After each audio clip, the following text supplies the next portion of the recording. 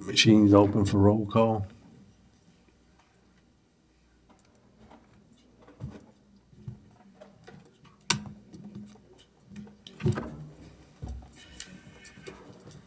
Let the record show 8 council members are present. Dr. Gui is absent. Could stand and say the prayer and the pledge, the prayer by Reverend Edwards, pledge by Chris Schultz. We take this moment to acknowledge Almighty God and thank Him for our bountiful blessings, especially for the parish natural resources. We give thanks to God for our brave and courageous men and women in our military who daily risk their lives to protect our precious freedom. And we pray for our world leaders to know how to attain world peace. We pray that this government body comprised of both council and administration will always serve our parish with honesty, humility, and equality to all. And as this government body gather here today, we pray for the wisdom to know right from wrong and the courage to do that which is right. Amen. Amen. To the flag of the United States of America and to the republic for which it stands, one nation, under God, indivisible, with liberty and justice for all.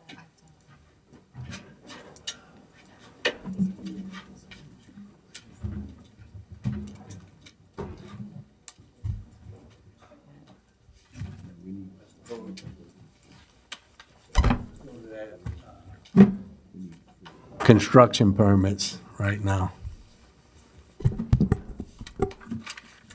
7, construction permits, Shell Pipeline Company, application number 2026-308, application date 3/24/26, complete the anomaly repair along their existing 20-inch pipeline, Port Sulphur. Plaquemines Land Ventures LLC, application number 2025-628, application date 1/20/26, to restore and improve an existing bulkhead dock facility. This will include installation of a new cantilever steel sheet pile bulkhead wall. There will also be an improved access road from Highway 23-186 Perina Road, Buras. Mr. Jura says you offer. Mr. Jura says you offer. Is there a second? Second. Second by Mr. Newsom. Any comments from the audience? Administration, council. I have a question. I got phone calls from oyster lease owners across from. Are they gonna be taken care of better than they were in the west? They are.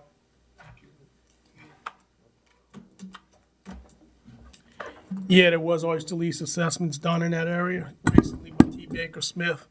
So we're currently waiting on those assessments to get finished. And that's all we know. That's all we know. Thank you. Any other comments? Machines are open.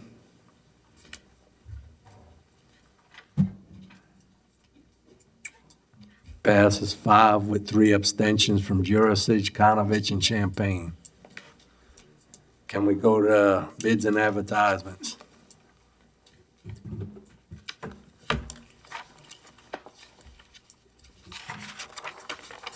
A resolution authorizing the purchasing agent to advertise for and dispose of surplus vehicles and equipment on an as-is basis through public auction conducted by Henderson Auctions. I'll offer. Ask for a second. Second. Second by Mr. Champagne. Any comments from the audience? Administration, council, chairs, machines are open.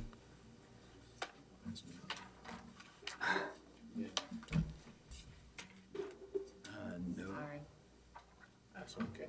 It's okay.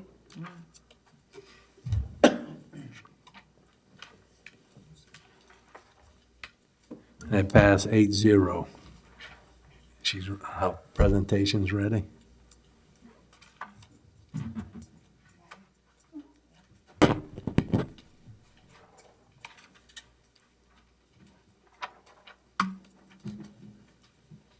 As we go down to How are y'all doing today? 11E, Which one we on now? 11E. E is in Edwards. Oh, 11E, okay. I like that. I like Ian Edwards. I like that, man. I like that too. After Edwards, though. Oh, yeah, I'm doing this because Who we dealing with?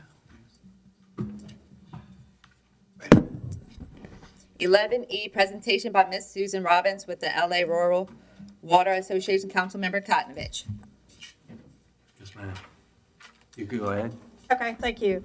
I'm Susan Robbins with the Louisiana Rural Water Association. I've conducted a water rate study for your water system in your parish based on the EPA Emerging Contaminants Grant that y'all received. And so I'm just going to go through this presentation. I think y'all all may have received the package that I sent about a week ago to the board president, chairman, and to Ms. Paula Dove and your financial people and different people within your administration that I've worked with over the past few months on this. Just a little bit about our organization. We're a nonprofit. We've been around since 1978, and we do a lot of training and technical assistance to all the public water systems and wastewater systems in the state. And we do this free of charge to those systems in our normal duties. This is a grant rate study, so the state is paying us to do this.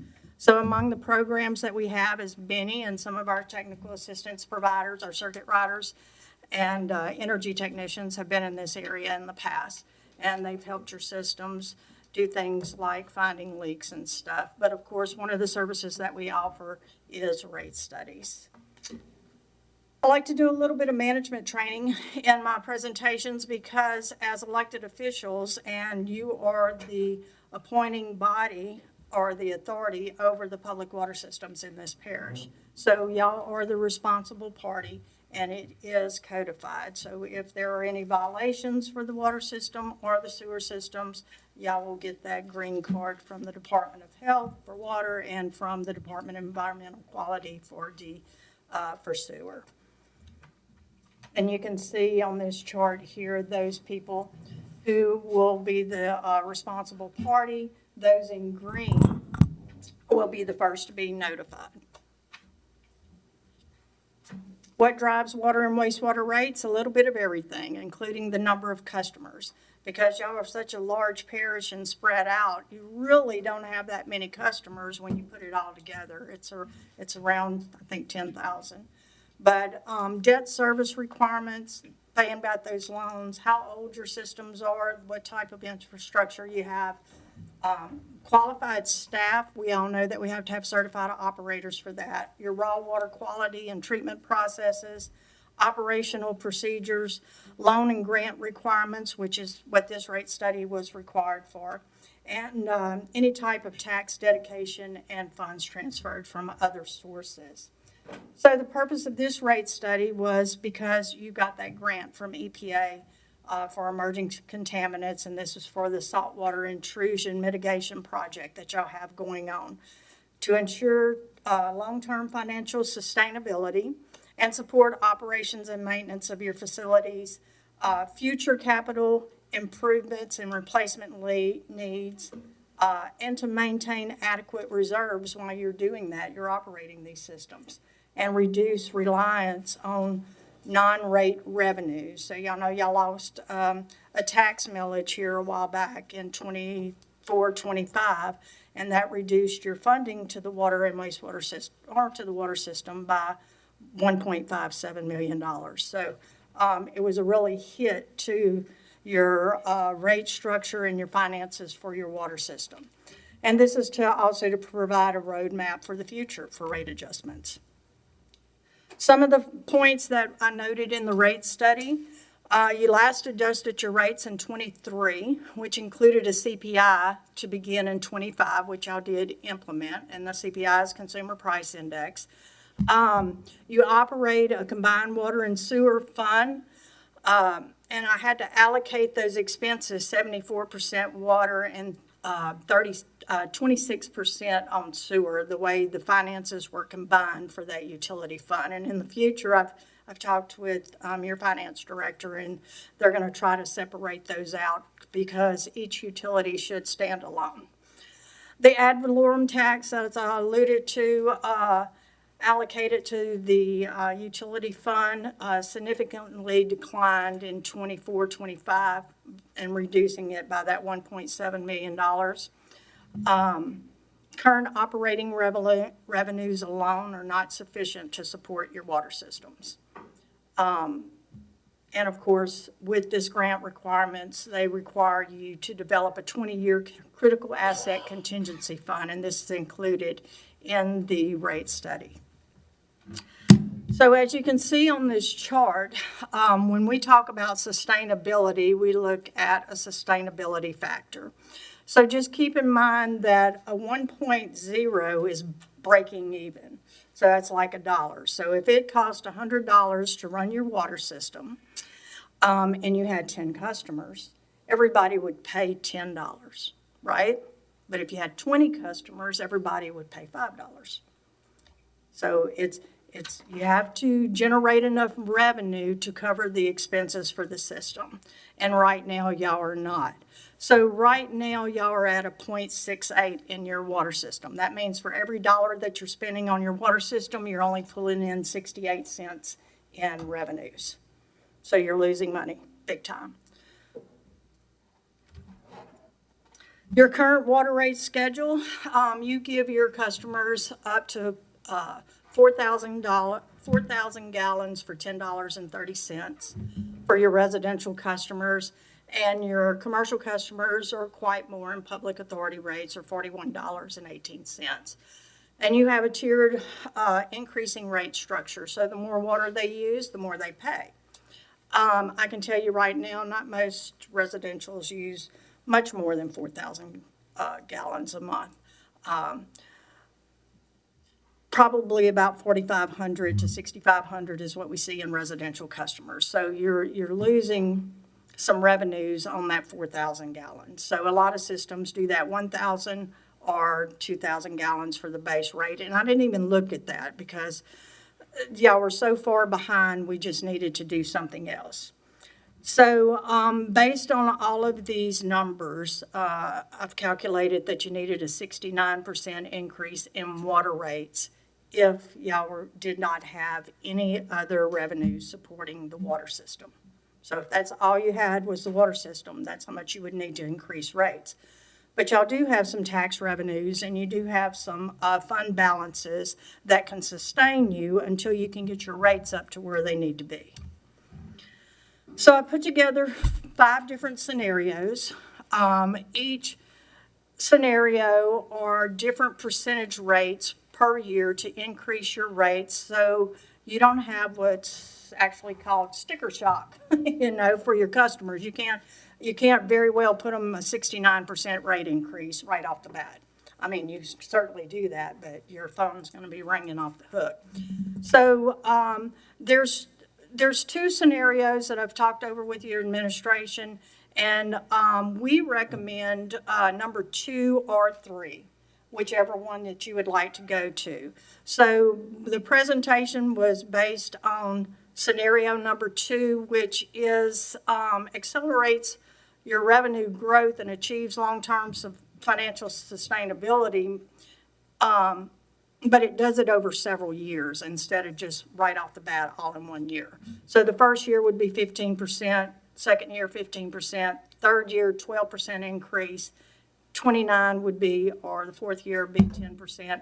And they go on out. I think on the last page of the package that I gave you, it lines it out for each scenario, how much the rates would increase. Scenario number 3 is a little bit more aggressive earlier to try to recoup those revenues, and that's a 20% increase first year, 15 second year, 10 the third year, and then 8 the fourth year. And I think the following year is back down to the CPI. Once you do some type of increase, this is the way your bar graphs are going to look. If you, let me go back and show you this real quick. The green line is your revenues, and the blue line are your expenses. And right now, your expenses are way above your revenues. Once you start increasing the rates for 26, it's still going to be like that a little bit. I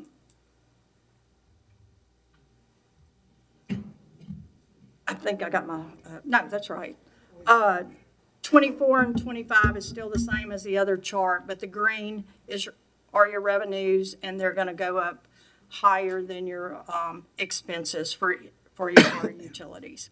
The first year for 2026, if you implement scenario number 2 to get you to 1.15, you would have to have some additional monies from your reserve accounts and your tax fund to help make that 1.15, which is your sustainability factor required by the Office of Community Development for this grant.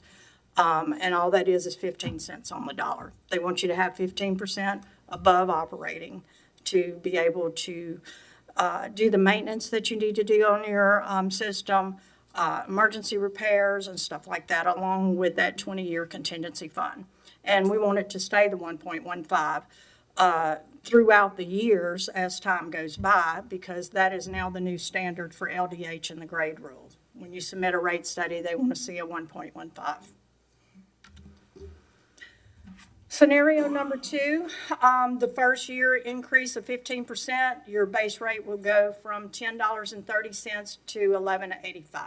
So that's about $1.50 increase on the base rate, and about almost $1 increase on the per thousand rate after the 4,000 gallons. So, and then you can see the chart on over for each one of the rate classes.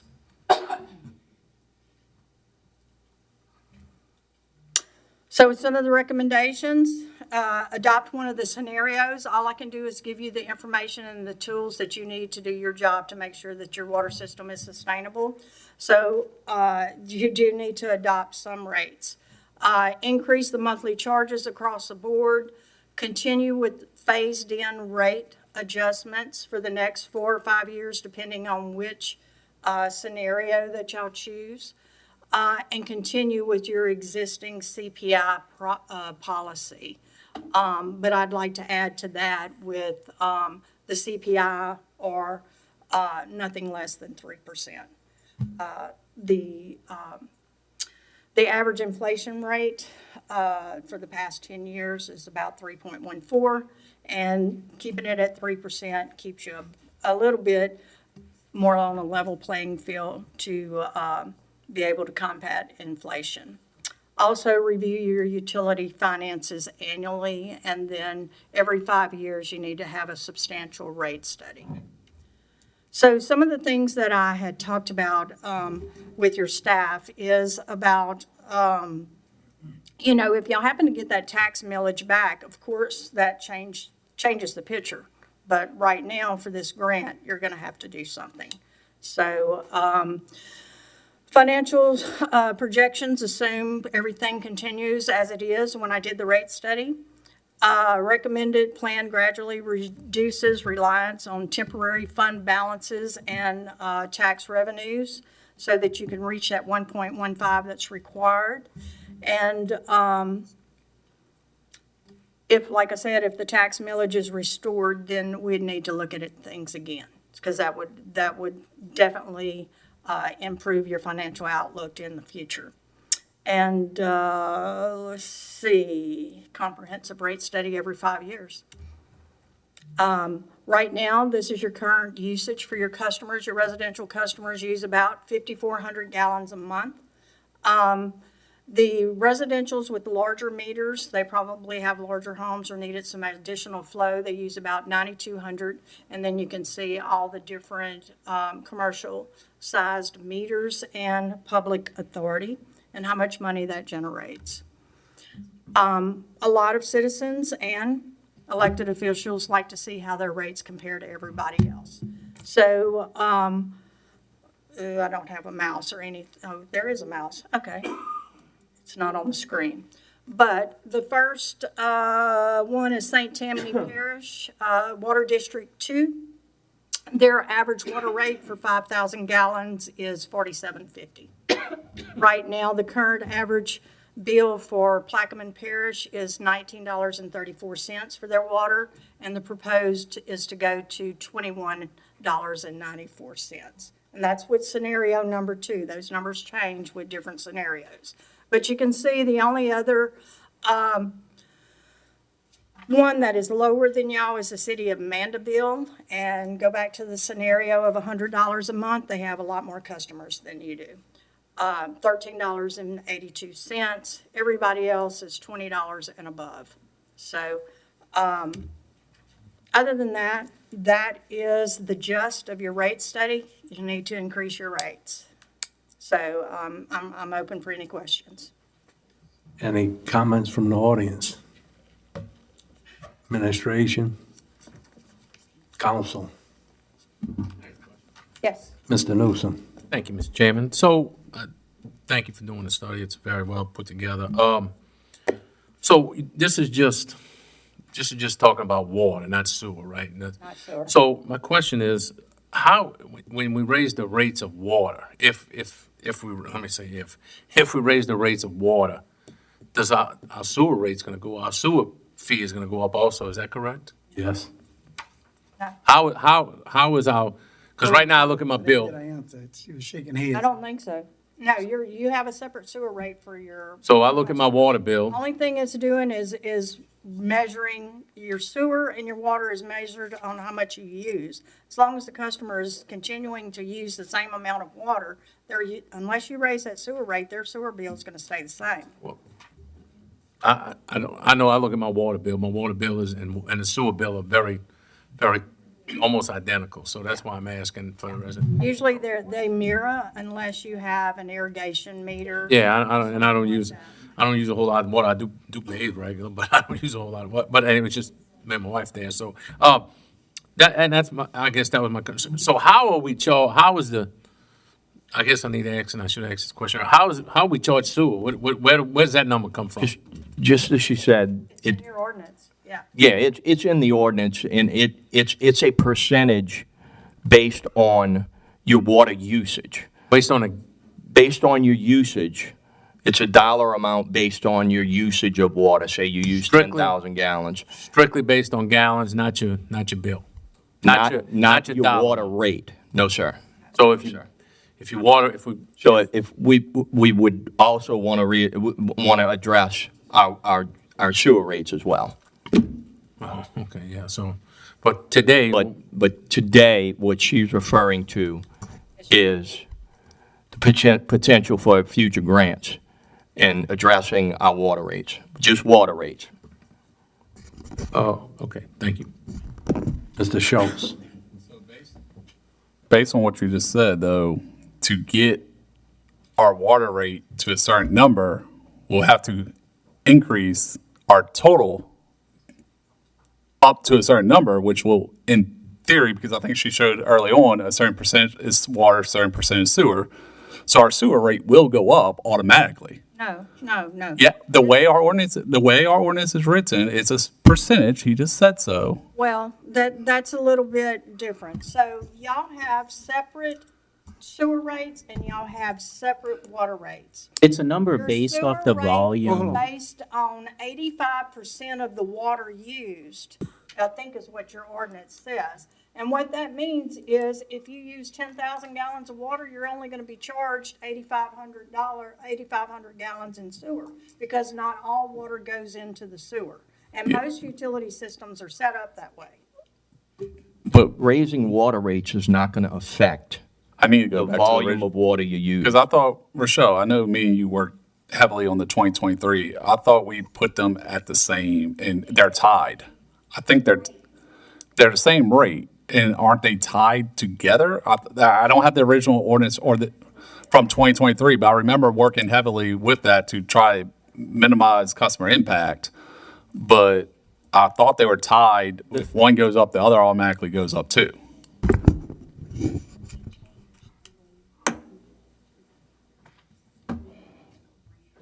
So that's, I think I'm trying to answer Mr. Newsom's question, but yeah. I should have asked you.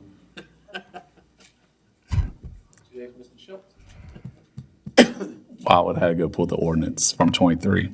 I just remember we worked heavily on that to try to minimize customer impact, but to try to, But I was such a hurry to get in here, I forgot my reader glasses. And all right, I yield for now. I can't read it. Thank you.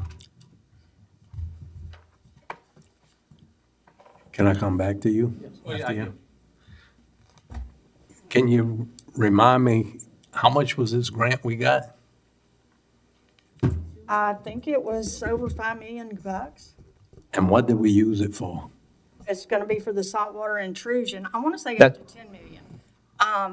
Saltwater intrusion mitigation project. What did we use it for? You're still. It's dedicated to the 3 dual feed lines from Cedar Grove to Alliance. And it's, one is from the OCD and one is through an LDH. One is for 10 million, one's for 12 million. And they're kind of tied together. And when does that project finish? Or start? Hadn't started yet. We're still working out the details of, one's a $10 million grant. The other is a $12 million forgivable loan.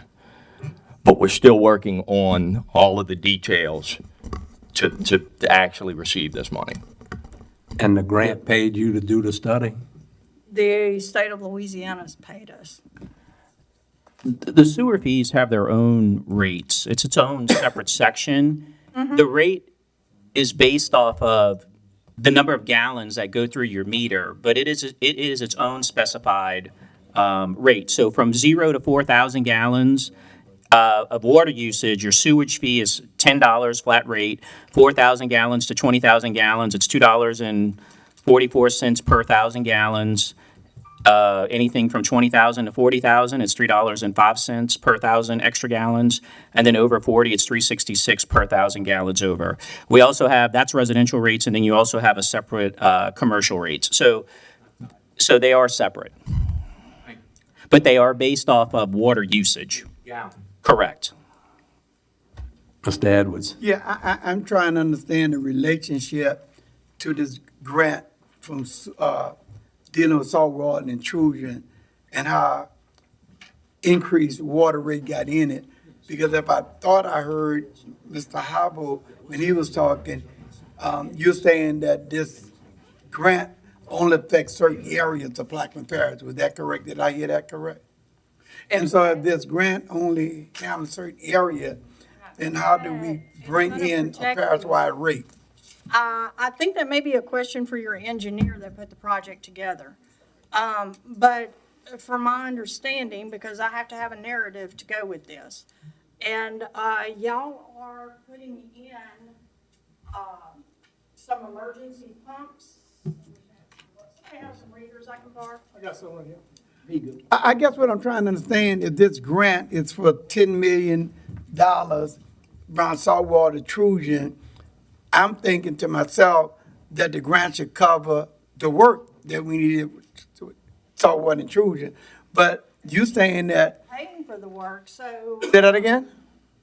It's paying for the work. So that's why I'm trying to understand how we get into doing this work with a grant to saying that we have to increase the rate when I thought we already had the grant. So I'm just confused. So you have been awarded the grant. I guess this is being recorded. I need to talk to Mike. Okay. You have been awarded the grant. That is true. The conditions of that grant, the state of Louisiana was tired of giving out money to public water systems and wastewater systems and them not having enough money to maintain what they put in with those tax dollars. So they have mandated on every grant that the state issues now, whether it's federal grant, which is what this is, that's funneled through the Office of Community Development, an LCDBG grant, whatever other grant, water sector grant that they have, they mandate that you have a sustainable revenue stream for your utility, water or wastewater. That is a requirement of the grant. If you are not a 1.15, they will say you need to pay back that money. And I've seen them do it. Is it really that? Because I was shocked when a while back we were dealing with something with the state and them saying that we had to pay them for administering the grant, which is something new we have never done before. So it's just that the state is in a position that anytime we get money, then we got to raise some money. I mean, because I'm still confused about how we get tax rate into it, your explanation. So the doesn't bottom line, explain let's it to just me. say that you did not get a grant. And you called Rural Water to do a rate study for you because you lost your tax revenue. But I don't want to get the rate study. I understand. But but then let me just tell you say why I'm this. confused at, because I don't want you to have me more confused. What I'm confused at is that you're saying this grant was based on saltwater intrusion. Am I right or wrong about that? That's the project. Okay, that's the project. So we had a saltwater intrusion project, and the result of the saltwater intrusion project, to get this grant, we have to increase our water rate. Would that be a way to narrow it? Any grant, if you are below a 1.15, you have to increase. Okay, Any grant. It doesn't have to be this one. okay. It So I doesn't just want matter the the citizens project. to really understand that this increase that we're doing, because we have been talking about we need to increase water. And so it's not that the administration is saying that we're using this opportunity to increase water. It's saying the state is saying that in order for do, we have to do it. That's why I'm trying to understand the difference. Would that be a fair thing to say? It's a requirement of the state. When we say saltwater intrusion, it's not really just one project. I mean, there are Yeah. multiple projects to address saltwater intrusion across the entire parish, multiple projects. And so when we say saltwater intrusion, we're not really just talking about one specific product, particular project. We're talking about how to mitigate for the entire future of the parish. And so I think what Yeah. she's saying is that as we continue to apply for these grants, the state wants to know that we are charging a fair market rate to our citizens because they don't want to subsidize. Because what Jefferson Parish could do is they could lower their rates by half, right? And if the state's going to continue to subsidize that, that's a way you have gamemanship between the parishes. And so what the state is saying is we want everybody across the board to charge a fair rate. Otherwise, we're not going to give you this grant money because we don't want to subsidize the fact that you have never increased your rates. And so the state does not want to subsidize. Never increased, they haven't increased it in a long. They don't want to subsidize, well, below market. They don't want to subsidize below market rates. And so that's how this issue came up. And I think what you're thinking about earlier was we received a grant for a building. And the state said, okay, we're going to give you a grant for this building, but we want you to set aside, I think it's like 5% or something, so that you maintain the building. And that makes sense, right? The state doesn't want to give money to parishes to build a building, and then the parish neglects the building for 10 years, and then the state's throwing, I guess, bad money after More bad money at money. And so that's the whole point of this. Yeah. One of the things in y'all's project was a 20-inch transmission main, some booster stations, and dual feed redundancy. And some booster stations at Cedar Grove, Alliance, and the, I guess, a treatment plant transfer capability. It's multiple It's projects. multiple projects, with motors, pumps. But is that multiple project parish-wide? Yes, parish-wide. One example for you on the East Bank is going to be the St. Bernard connection. So we just finished that project on an interconnect between St. Bernard and Plaquemines Parish. That was also paid for by a state grant. And so we're doing everything we can to mitigate saltwater on both sides of the river. Okay, well, I'm just hearing that because when she first read it, it was specific area that identified from on the Yeah, reservation. it's parish-wide. It's the dual feed, it's the, I know, I'm familiar with the St. okay, Bernard. okay. Thank you. Ms. McCarty. Hi, Mr. Beers. I wanted to ask, I know that in my district I have someone who has apartments, and it may be in one building, and he recently put in more meters so that he could prove that he was not using as much water as an apartment would normally use when it's empty. So is this going to affect anything related to the number of meters that you have at home? I just wanted to clarify. Nah, not and you and I can related. talk offline because I'm not exactly sure what Okay. you're talking about. But whether you have whether you have 4 meters going to a property or you have 1 meter going to a property, there's a certain amount of usage being done. Some Yeah. people will choose to put multiple meters because it's more convenient for them to do that. Other people will just put 1 meter and then they'll charge their tenants a separate fee or a separate rate for the water bill. So if you want to talk offline, we can talk Sure. about that. But Okay, thank you. yeah. Mr. Jurasich. Yes, so we do know that the reason for this and the reason we need to get up to par is because this is an enterprise fund that should be self-sustaining, if I'm not Exactly. mistaken. And with that being said, if we don't get up to that point, that goal, if we don't reach that goal, we got failing infrastructure, water lines all throughout the parish still. And if we lose any ability to get state grants, then we're dead in the water. And this is what this means. And you don't want the state to step in and say, well, if y'all not gonna raise these rates, we're gonna force the rate raise on you if you wanna get, is that a possibility? If your system gets failing with the, I'm sure you are all familiar with the grade rule and the report card that comes out every May. If you get a D or an F, yes, it's a possibility. And that is the concern. We really need to get up to par because we need a lot more grants in the future to move forward. And would they be as generous as you're recommending right here? Would they just come in and say, your rates need to be X? I was fixing to It say that. depends who they have review the rate study. They could set that rate, and that rate could be much higher than what we're asking. They're gonna make the rate sustainable, so it's gonna be a 1.15 or better. Mr. Edwards. So again, while you talking about water increase, if anybody talked about how much we have to do with sewage increase, if that came in the conversation, I we think know we did that. discuss it at one time, and if that's. No, but I'm really acting as the administration. 'cause that it's y'all want beyond me to you. look at, we can certainly look at that away from this grant. This is a separate rate study for a specific purpose. And if it's the council's pleasure for rural water to do a sewer, rate study, we can certainly look at doing that. Because we used to have them both together, so I'm still trying to act the administration. If any conversation been had, any study, any evaluation to talk about what possible sewage rate could be in relationship to the water rate? We are having conversations with Infomark, talking about sewer issues as well. We know that there's sewer issues. There is also talk about consolidation, because again, like you had said earlier, our geography is such that we've got these facilities, but they're not being utilized. And there's ways that, I know Mr. Morgan has said in the past, there's ways to consolidate it, and in that way, those issues are being addressed as well.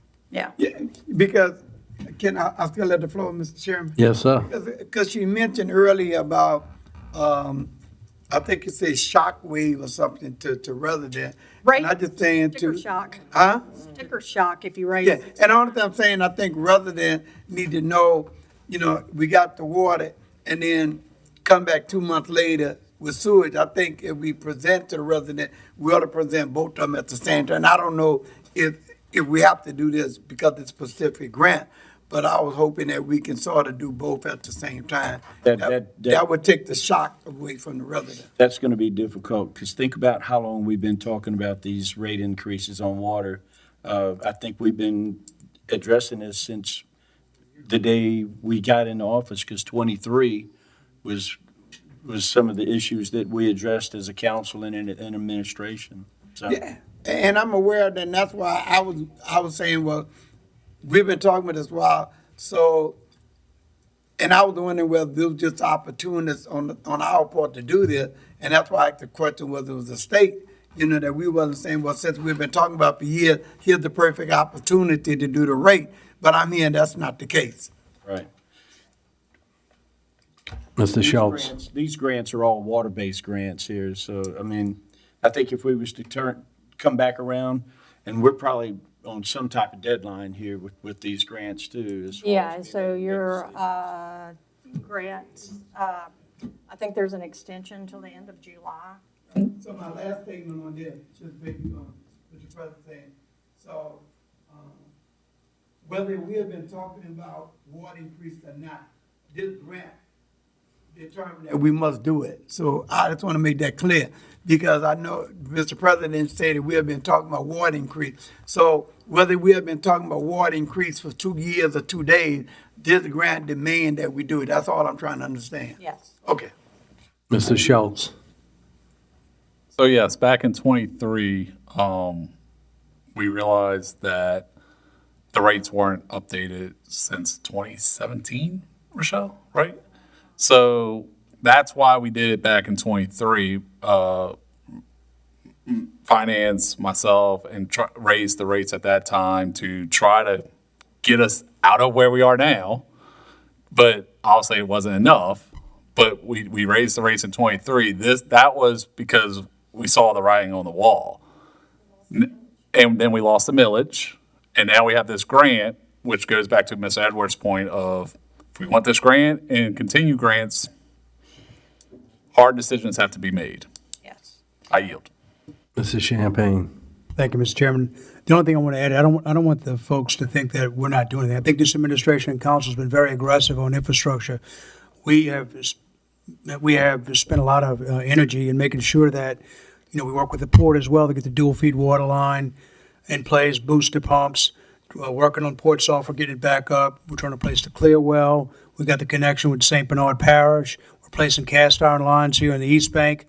We are investing heavily in our infrastructure, and we're continuing to do this. And as Reverend Edwards pointed out, there are some conditions we got to meet in order for us to continue to get these grants so we can keep doing these great things. So we're really spending a lot of energy to get a top-notch water system, so we're no longer reliant on anyone else to support us doing these saltwater intrusion efforts. Our goal is to be able to take care of ourselves and to make sure we have reliable, dependable, potable water throughout the parish. I think we've done a good job. Unfortunately, it costs money, and we have to get the grants. The state has set the minimum threshold, and I hope that the public understands we're going to have to raise rates. We're compelled to do it in order to keep getting grants, but we're going to do the minimum amount. We're not here trying to get substantially more. What is the minimum it takes for us to be able to sustain this enterprise fund and be successful? I yield. Thank you. Any other comments? Thank you, Ms. Robbins. Thank you. Next item, please. What would you like to go to? You want to go back? Administration update. For administration updates. You going up there? Nah. It was a brief moment. We're going to do go over the EMS. Yeah.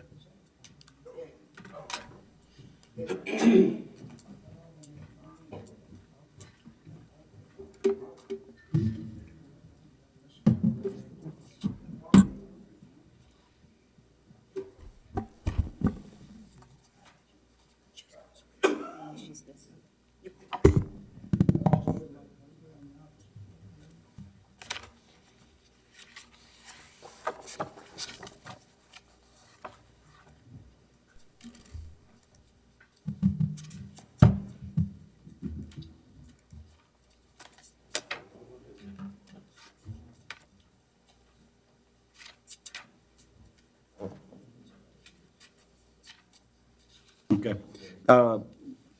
Councilman LaFrance has an item on the agenda today on item E, and I'd like to just address that. What we have, this is a proposal that establishes a dedicated funding source for EMS while keeping the fire department financially strong. This is an administration-led proposal. It's a proposal. It's a plan. Plans are always forever moving. So these are things that you work, life in general is a work in progress here. We're proposing to rededicate the existing public safety sales tax, not to create a new one. And the split that we're recommending and we would be willing to work with would be a 75% fire and 25% EMS. This creates the first ever dedicated funding source for EMS.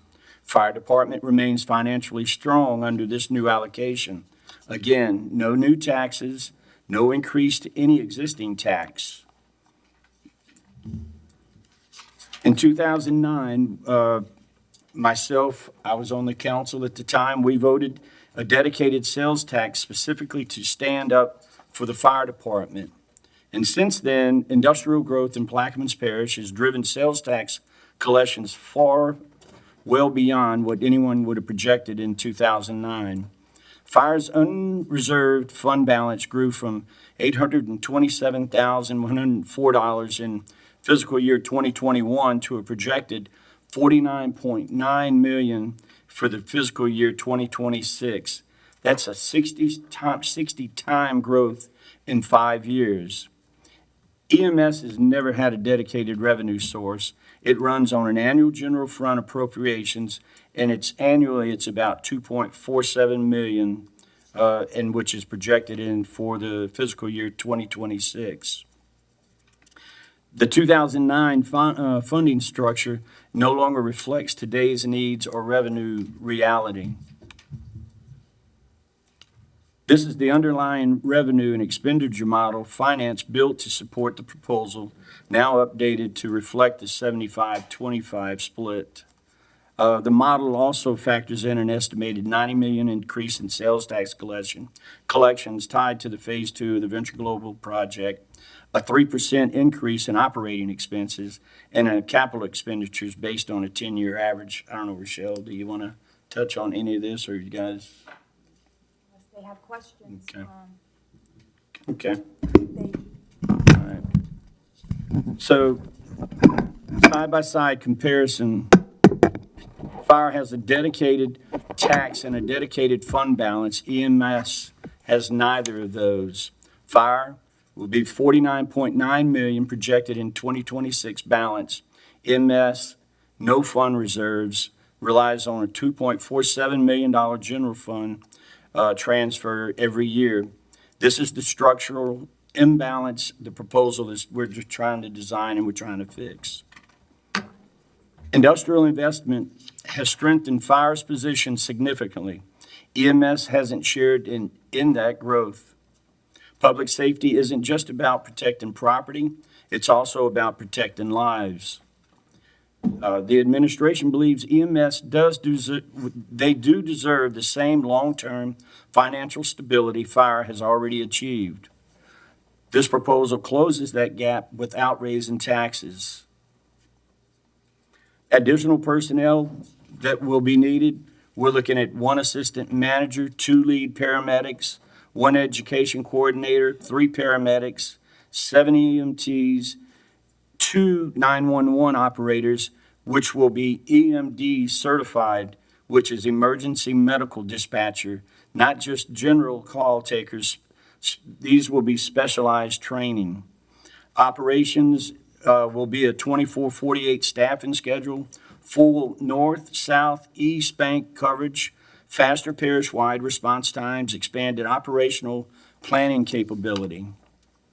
Equipment and the capital improvements, we would need 4 new ambulance units. We'll need shelters for the ambulances, radio tech upgrades, modernized medical equipment. We'll be utilizing some of the firehouses and some of the existing buildings throughout the parish as well. This isn't about maintaining a bare minimum system. It's about building a stable, professional EMS service for the whole parish.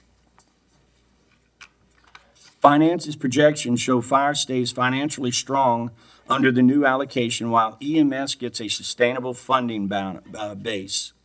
Modeling is based on historical sales trends, current collections, known industrial activity, and the 3% annual cost growth.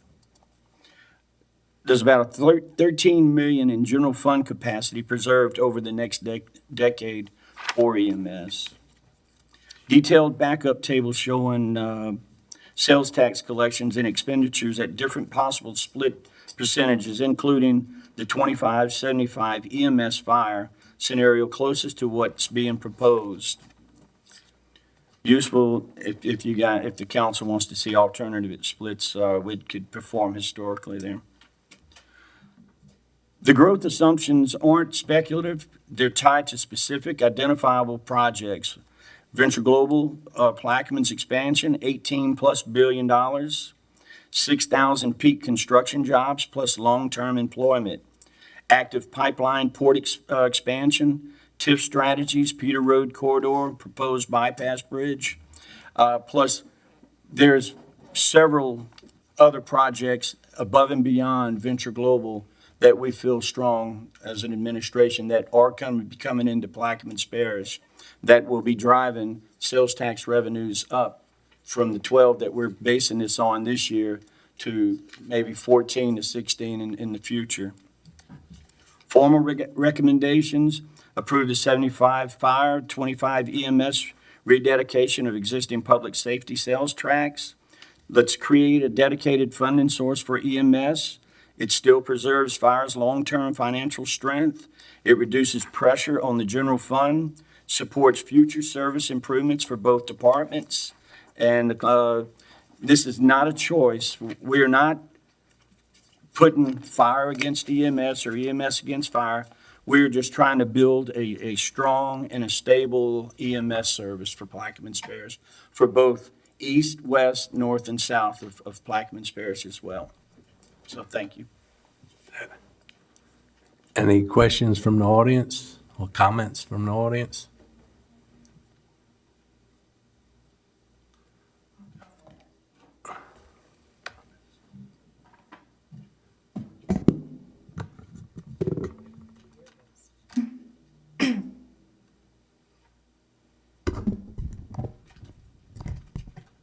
Letitia Wigstrom, 18367 Ponchatoula, Louisiana. Does this include them keeping their revenues? Does that include EMS keeping its own revenues? They keep them now. Yeah. Yes. Yes. It's based on your revenues that you are receiving on your annual basis. So it is 0.25% plus their revenues is what they'll have to operate on. Yes. And the goal is this, if you caught in the process of things here, is that over a period of time, you will also have a fund balance in the future as well, so that as growth happens, it's just basically almost like what we heard with the water. After a while, you build a fund balance, and if you have a thin or a slow year, you have monies to fall back on. This is creating stability for EMS to where on an annual basis, we're never having to do what we've had to do in the past is we've always had to go find the money for EMS. This is building a strong, stable fund for EMS. I get it. I did a 3 to 10 year vision plan for these guys. Okay? And 10 years from now, y'all gonna be a whole different universe with AI. And some of y'all need to step up. You need to step up to keep up with the hospitals. Retired nurse. Okay? The AI is the future, but it costs money. And those things are gonna be on the ambulance. I'm out here for my husband. He's hopefully staying in a 3-year drop. He'll stay longer if he can. But, this has been stressful on us for the last 5 years because of this. I hope y'all can work it out. I look at numbers. I've been looking at numbers for years. I've been watching this council meeting on YouTube or in the background. Been watching it. I look at numbers. I have numbers that go back 5 years. I know where the money goes, where it comes in, how it goes out. I'm going to tell you something. Y'all need to step that 0.25 up. I'm not saying 50-50. I came out here 50-50. I was trying to be fair. I want to be fair for the fire department. I want to be fair for EMS. Okay? I have a bias for EMS because of my husband. He's been here 27 years. His goal is 30 years. Y'all are making it difficult. I'm just asking y'all, if y'all can bump that up to 30%, and let them keep their revenues, y'all can have a new ambulance, you can have a new training center. I'll be happy to step in and volunteer and give you the information on it if you want. But that's all I have to say. Thank you, guys. Thank you. Any other comments from the audience?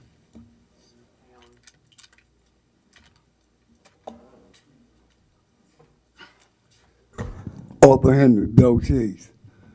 When we talked about this a couple of weeks ago, Kaufman, you made a good point, man. I was straight up and down for the fire, and I feel for the fire. But you made a real good point, and I agree with the lady just came up. It shouldn't be 25. It should be 30. 30 would be better for everybody. We get new investments here in the parish, but those new investments here are going to cost all those entities. 30% is fair. It is fair. Thank you. Any other comments from the audience?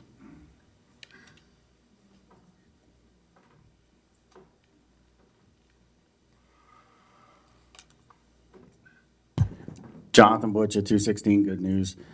Thank you for the time for that presentation. One of the things I'd like to discuss again today is the proposed 50%. Fire department cannot operate like that, okay? We are going to have to shut down stations. We are going to have to lay people off. The equipment, even when they were talking about the 30%, one thing that we quit or we don't remember, we have 12 fire stations, okay? We have 40 pieces of equipment that we have to maintain. We have annual testing on ladders that we have to get done, hose testing. These come at cost, okay? Also, we need to bump up our staff, just like they do. I agree. I think funding, we got to find them funding. But this 50% proposal, this 30% proposal, I just don't see how that could work. It's going to affect us. It's going to affect the services that we provide to the public. Thank you.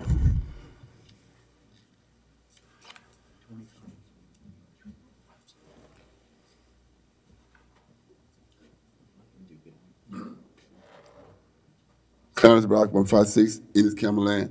I got a question. I don't know, it's a little wide open, but I remember, y'all know me. I remember this year, they said the fire department gonna get $70 million for funding. Is that still exist? Y'all never heard that? It was in their fund balances. They had about 60 million. Yeah. That was in their reserves. So do that exist? We still gonna get that? It's there. It's there. So we can't use that money? Yep. We can? For fire department, it's off. It's just for fire department. I remember they said 70, they might have said 60 million. That's a lot of money. And if they would give them the ambulance 30%, and we still have that $60 million sitting there somewhere, can the fire department use that money? Yeah. Or it's for emergency fund only? No, use it as they wish until we approve it. But So, what I'm saying, if they give them 30%, when they got that much of money sitting as approved, can they use that and won't affect them, like Mr. Butcher said, Superintendent Butcher said, that we got a lot of fire trucks. So, correct. We just appropriated 16 million last meeting to repair 3 stations. We purchased 3 new trucks earlier this year, one for the East Bank, as Mr. Edwards was asking last week. So they are spending it. It's just there's the back. They had to get a lot of engineering costs and all that on repairing their stations. We deferred or removed the training center stuff last meeting because it wasn't the right time to do that. So yes, they are spending it. Okay. And I wanted to go back, Shanta, can you go back to the fund balance? To answer your question, Ms. Wingstrom, yes, the fees that y'all currently collect, what, 1.8 million, Rochelle, roughly, in fees? Oh, wait, it's right here. No, keep going back to the first chart. 1.8 million. That does stay in EMS. This will basically create a fund because now we have a dedicated source for, just like fire has a separate fund. That way, anybody can look at the financials and see the money going in and out, wherever it may be. One of the things that is also included in this is if you look at the EMS, the first year, $2.3 million in capital expenditures. That's to buy ambulances. That's to buy equipment. That's to buy all this stuff. 4 new ambulances? Yes. 3, another unit on the East Bank and 3 more on the West Bank. So 4 units, yeah. 3 on the West Bank, 1 more on the East Bank. So all that, and then as you can see going forward, $500,000 in capital expenditures alone going forward, that is to cover new ambulances, new equipment. So all that was taken into account for 50/50, 25, 25/75, 30/70. And as you can see at the bottom, 2029, fund balance is 12.2 million, 14.8 million, 16.3. So it's, once that number's there, if we have an ambulance that breaks down, we can take it out of that fund balance and buy a new ambulance like that. That's the whole point of what Mr. Brox is saying on repairs of station and stuff. We have that fund balance. We just have to, this body has to vote, okay, yeah, we need a new ambulance. Maybe we need to add another unit, a sprint unit or something like that. We can do that out of that fund balance. So this gives ambulance a fund balance that they can operate on, but they also have their normal operating expenditures go from 4.1 million this year to almost 6 million next year, because that's new positions, that's new stuff that administration worked with, going through and finding out whatever. And then that's also capital expenditures. So basically every year we're spending, what is that? $6.5 million every year on EMS, while currently we only spend $4 million. So we're going up in expenditures, giving them, but it's also building a fund balance at the 25%. I know we're talking about where the split should be, but this does allow them to increase services. Now we're going to 2 + 5, 7 units compared to 3 units total. That's buying new equipment, but it still builds their fund balance. Does that answer some of your questions? That answers all my questions. Thank you. And does that answer some of your question, Ms. Winkstrom, about the fee? I think you were asking about the current fees that y'all collect. Does that stay with EMS? Yes, that is built in this EMS, if you'll see. You come to the mic, stay here, baby. She can't come back up.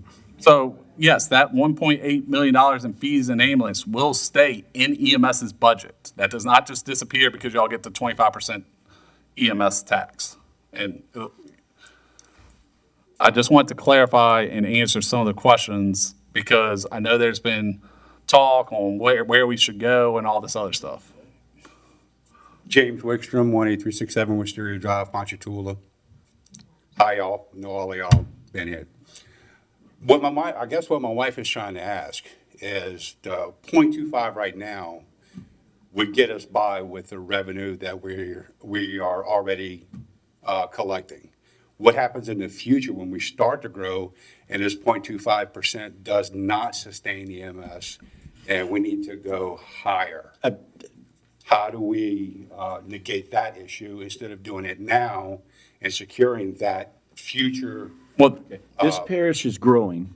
Oh, yes. It's growing. So that 0.25 is not, it's going to generate more in the future. in the future. Correct. So if you look at the chart, we normally budget 15 million for sales tax. In 2033, 2034, we're actually only budgeting 13.5, but y'all have a $13 million fund balance that can sustain y'all. But if everything, we're growing, so sales tax will actually probably be higher than 13.5, so it will continue to sustain y'all, plus y'all have the $13.1 million fund balance. So the goal, in all honesty, is not touch that fund balance to sustain y'all based on these forecasts and all that. If we need to dip into it some, the fund balance, that's fine, but y'all have 13 million compared to right now, it comes from the general fund. Right. And that's always been the problem coming from the general fund. Correct. And that's why we agree that something needs to be done. And how does that, and that's why, but we need to improve service for the East Bank. I know that was one of Reverend's major concerns. And I do have a request of my own. Yes, sir. This is going to go to the public. Yes, sir. So the public's going to have a. Yes, sir. All we do is put it on the ballot. Okay. For the last 5 years, like my wife said, we've been up here. EMS is always Mr. Champagne. They wouldn't let me bring a can. So let's not kick the can down the road again. Yes. That game is tiresome. So when you come from the budget, and when is it? I don't know when the budget is, but November. when it comes up. November. Okay, in November when the budget comes up, can we handle EMS first? Well, if this passes, that will be in the budget. if this does not pass, because this has to go to the people. And I hope that Oh, I get people what you're saying. understand that the importance of EMS and that we're doing the best we can with what we have, but we can be so much better if we had a little bit more. Yeah. So if this does not pass, for whatever the reason, when it comes to budget time, instead of EMS being last on the list, can we be top 5? Thank you. Yes, sir. And another thing I want to point out is hopefully this will, if this passes and everything, it will solve both fire and EMS worrying about their fund source. Because EMS, the last couple of years, y'all been worried about positions and what happens to EMS? Fires, do y'all get merged or what, all this other stuff? And fires have their own concerns, I'm sure. So this will resolve this with these forecasts. I yield, or I'll stay on in case there's any questions. You took too much time. I agree with you, Mr. Chairman. I agree with you, Mr. Chairman. Yes, ma'am. Yes, ma'am. Good afternoon, y'all. I'm Shannon LaRousse, AMS manager. I just want to start off by saying that we're not greedy. If anybody knows what it's like to operate and try to run a department through struggles, we do. We don't have 12 stations, that's correct. We have 3. We have bedrooms in the office for people to stay because my people work 7 days, 7 24s. They get paid for 18 of those 24 hours. Right now, we have 5 trucks. One is in the shop. The other one has no air conditioning. I don't have spare units, but we're making it work because at the end of the day, it's about providing care for the residents that we want to be here for. So we make it work. I'm not trying to ask for an exorbitant amount of money to leave anyone else destitute or having to close stations, but we also have operating costs. We also have things that we have to pay for. We have to do BLS CPR recertification every 2 years. We have to recertify our national and state license. We have to recertify ACLS and PALS, pediatric advanced life support every 2 years, advanced cardiac life support every 2 years. We have to do 40 to 60 hours of continuing education every 2 years. And we're making it work. We just need a little bit of help. All the other first responding departments, dispatch, the sheriff's office, the fire department, they all have funding. We don't. We're struggling. And we're just asking for a little help. We're not trying to put anybody out. We just need the tools that we need to be able to provide the care that the residents in this parish deserve, that we chose to be here to do. We want to be here to do that. And that's all I just wanted to say. Thank you. Anyone else from the audience? Ms. McCarty? Okay, Mr. Schultz answered some of my questions. I'm just seeing this for the first time since I wasn't invited to that meeting. But it looks like the meeting for EMS. They sent out a request. When? They sent out a request. No, they never. Yeah, they did. Who sent them out? The administration's office. Well, I didn't mean to start an argument about that. But Ask your questions. okay, thank you. I'll run this meeting. And if we're gonna talk about it, we're gonna talk about it. I don't need your input on how to run the meeting. Okay, just to recap, it looks like for EMS in 2026, their revenue minus expenses is 2.3 million. And they will, it's projected that they will be in the black in 2028. Is that correct? And I'm just wondering if some of that includes intentions for training and ambulance. You know, did they even talk about that? I'm just trying to find out. Okay. It looks like this says that the revenue minus expenses in 2026 is 2.3 million. and they will be in the black in 2028. So I'm wondering if this, I don't see on the side here that it supplies for ambulance or So- additional ambulance or training. I So- just wanted to know if they talked about that. Operating expenditures has the training built in, but the 2.35 million of capital expenditures will cover the new ambulances and stuff like that, The correct? general fund will have to transfer. Correct. We will have to, for the first year. Right. Because of the way sales tax works and all that. So for the first year, yes, we still will have to do a transfer. Even if it was 30%, we would still have to transfer what, like $1 million, I think it was? Yes, 1.6. Yeah, so no matter what, 2027, we have to do a transfer just because of the timing of all this. If this was done, the first year, it's always going to be like that. But also, that's based on if every position's filled, all that, all these new positions are filled. Are we buying all 5 new ambulances at one time? All that. So it's a influx number in 2027, but going forward, they will be in the black with sufficient revenue going forward. 2028. Correct. So, but no, training is part of the operating expenditures. I mean, she didn't include the breakdown, but that's always part of the operating. The negative in 26 you're seeing is the transfer that general fund is doing this year. Correct. That's budgeted to transfer to EMS for their operations. Okay. And I was just trying to quickly assess whether or not 25% is the right amount. And so I was looking for their expenses and what 25% would bring in for the next 2 or 3 years and just make sure it's covered. Correct. So, Okay. yeah, it'll bring in 3.7 next year.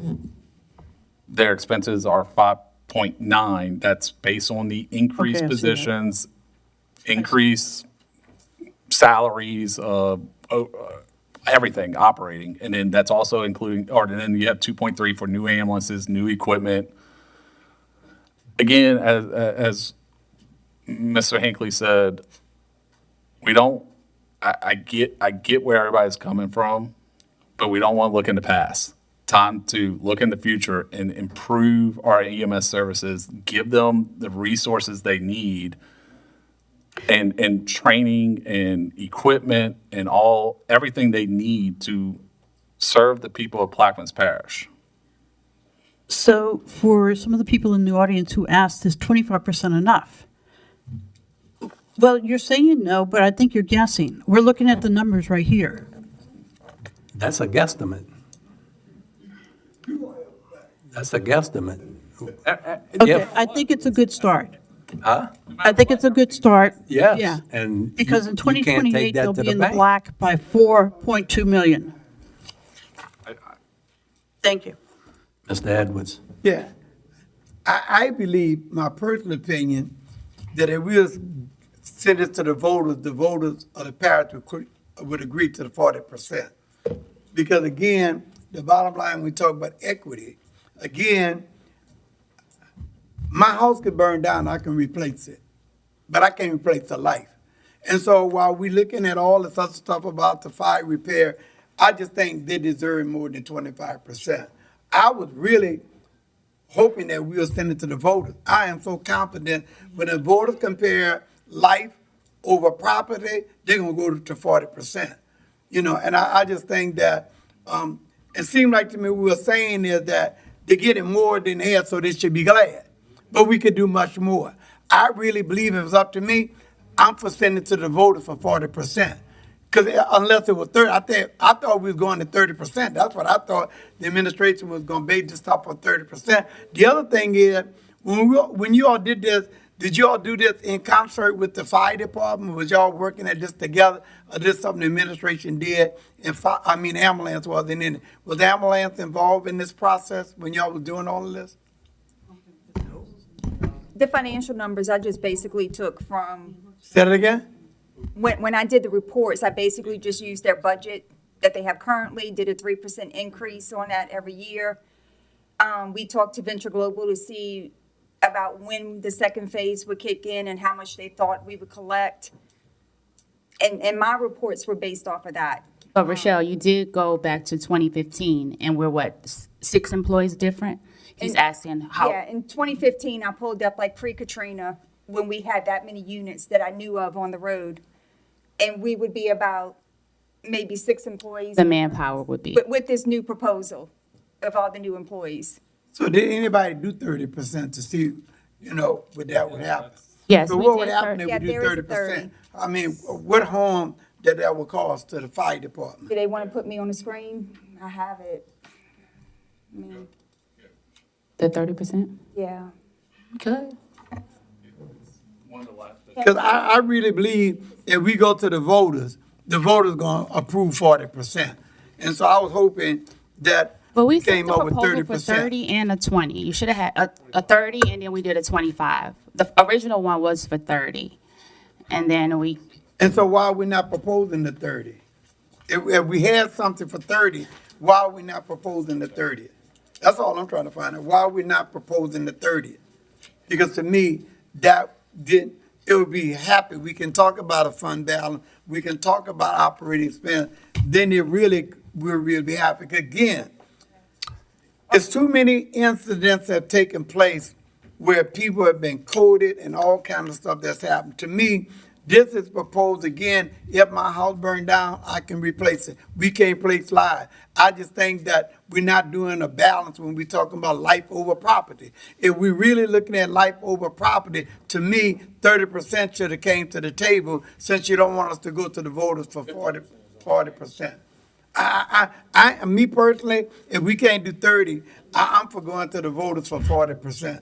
And I'm confident that the voter would do it. I know I would be thumping the field and doing everything in my power to push the voters to doing 40%. And I'm really convinced that the voters of this parish, regardless of what happened in the past, regardless of we talking about how many firehouses messed up and all the stuff that we're talking about, I think the voters going to be looking at not how many firehouses we got, how many fire ladders we got, but knowing that lives could be saved. To me, it's about lives being saved, and we could chuckle these numbers down. Because it seems like to me, the stuff is designed around a firehouse more than EMS. Seems like that's where the emphasis is putting that. Like if the fire department doesn't get there, they're not going to be able to fight fire. I'm just saying, to me, it's not that. It's to me about, which one is the most important, the ones who save lives. And so to me, it should be a balance saying, well, let's do 50. But then we proposed 40 and wasn't coming with 30, coming with 25%. And you had one for 30, but you chose to come with 25%. To me, if we're not talking about 30%, I'm saying let us go to the voters for 40%. And I'm confident that the voters going to vote for the 40%. Mr. Newsom. Thank you, Mr. Chairman. Just a correct thing, I look back on my handy dandy little computer here. An email was sent by Mr. President's office, and I'm gonna say the young lady's name wrong, Miss Nichols. It was sent to everyone on June 16th at 1:49 p.m. And it was a poll so if you look on your phone or your email, every councilman got it. It was asking for a date to discuss this plan that we had. And we did have a meeting yesterday? No, day before. Day before. Yesterday. We had one yesterday, which myself and Commissioner Schultz and were in attendance. That was it. So we did, and we went over a lot of stuff and discussed a lot of things and all things. I think it's a great plan. I do agree with all this. As we talked about yesterday, we need 2 robust departments. I'll just give props to this body right here, this council. We have taken everything including EMS, and we have done whatever EMS needs with this council. Funded it through whatever funds, emergency funds, surplus funds, there's been funds. We've had vehicles, we bought a new chassis, I believe this year, $50,000. So this body has, as a whole, has almost, and I'm gonna say, I don't know the exact vote, but it's been, I would say, unanimous of funding EMS. When we had the budget, we put it back in the budget at the budget hearings last year. So to say that we don't care, and I'm not going to say that anybody said that, but we do hold EMS very high regard, as well as fire. And as the report says, the two departments can coexist. And by having two, again, I'm gonna use the term robust department, I think Mr. Bureau said that when we was at the meeting yesterday, makes the parish extremely better in all phases. And I think this does accomplish that. But I yield, thank you. Mr. Schultz. So yes, the 30 versus 25, I get the questions and everything, but all that's going to end up doing is changing the fund balance. Administration worked with EMS. They said to come up with a plan, how many units, how many people, all this other stuff. That's all in both proposals. At 25%, their fund balance goes up to $16 million. That's just their fund balance. Operating still covered all that. So you're talking about, I think I did the math over the 90 million on the 5%. All you're doing is increasing your fund balance by $4 million over those 4 years. I mean, not each year, but over those 4 years. That's all that's changing on the 25, 35. All this, the expenses and everything stays the same, whether it's 25 or 30%. But we're giving EMS more units. We're giving them more people. It's not like we're saying, no, we can't, we gotta stay at 25, but we're gonna limit what you can do. The other thing that my concern is, and I get what you're saying, Rev, but unfortunately, EMS had a millage proposal, not once, but twice, and it failed the people. The people voted it down in the past. So what happens if we go 40, 50% and they vote it down? Then what do we do? I don't want to be in that situation, but you're saying, I agree, life is over property, but there's no guarantee. I mean, we as a council and we as an administration and we as an audience has to get out there and inform the public what is really happening. That's not a new tax. That's the key thing. People's going to see this on the ballot. It is not a new tax. So, but we have to educate the public on what they are getting with this. So to say it's automatically going to pass, unfortunately, I hate to say, I voted for it both times for EMS millage because we needed it back then. And because now we're still, what was that? We took office 3 years ago. That was probably the last year of Mr. Lepine's administration. So that was 4 years ago. We're in the same situation we were in for the past 4 years because that millage did not pass. If that millage would have passed, a lot of this we wouldn't even be in this situation. Water, we talked about water earlier. That millage didn't pass, and that provides quality water to people. The first one, I think, was before COVID. The second one was after COVID. Yeah, and I understand it was tough times, and people didn't want to vote for it. But the thing is, like you said, it's life or death, and if the people didn't want to vote for it, even though it's COVID time, which COVID, I can contest how many times that ambulance was going up and down the road nonstop. They were running nonstop for COVID, and people still didn't pass that millage, unfortunately. And that would have solved the problems 4 years ago. None of us, well, the three of y'all were on the council. Well, Doc's not here. But that would have solved the problem then. I yield. Mr. Edwards. Yeah, I just think it's a different time, and I don't think that the motivation and education was there. The public relation was needed for it. I think this time with council members, church organization, community coming out a whole, I think it would make a difference. I know I would be doing everything in my power to stay on street corners, get in front of Palestro and push the issue. I just don't think it was a surge to make it happen. I just think with the right surge, the voters would have voted. I'm just that optimistic about it. You know, and again, we don't have to do that again. I'm just wondering why we can't add the other 5%. That's all I'm saying. If you have something for 30, again, it's almost like what you're saying, you know, they ought to be happy because they didn't get it to the voter. They ought to be happy that they get in. But to me, it's not equity is not being used in this. To me, it would be a little more equity if we're saying, well, look, let's do 30%. You know, because we did something for 30, but why are we not proposing 30? Is I'm still trying to figure that part out. I yield. I'm through with it.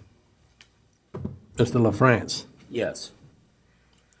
The reason why the millage didn't pass the last time, number one, you had a problem with the wording. No one was satisfied with the wording. Number two, they didn't trust the government. That's why it didn't pass.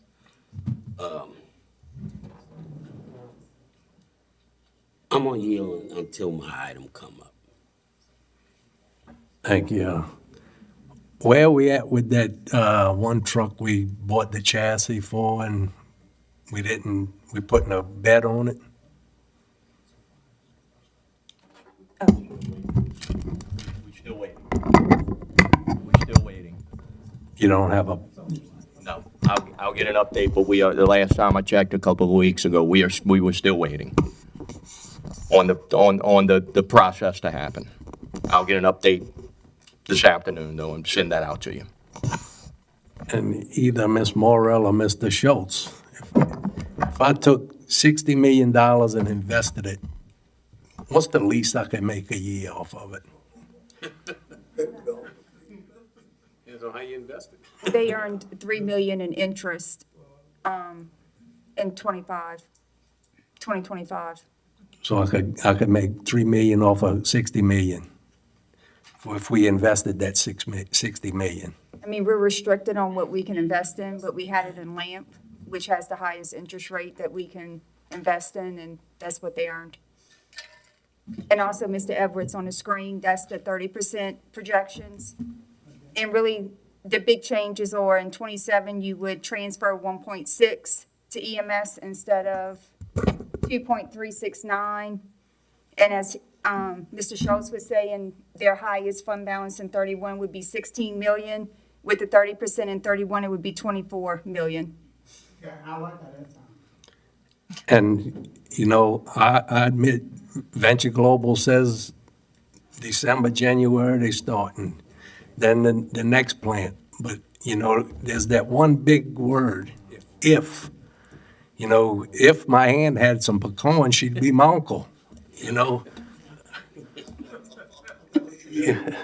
If's a big, you know, we gotta, and, well, I'm good.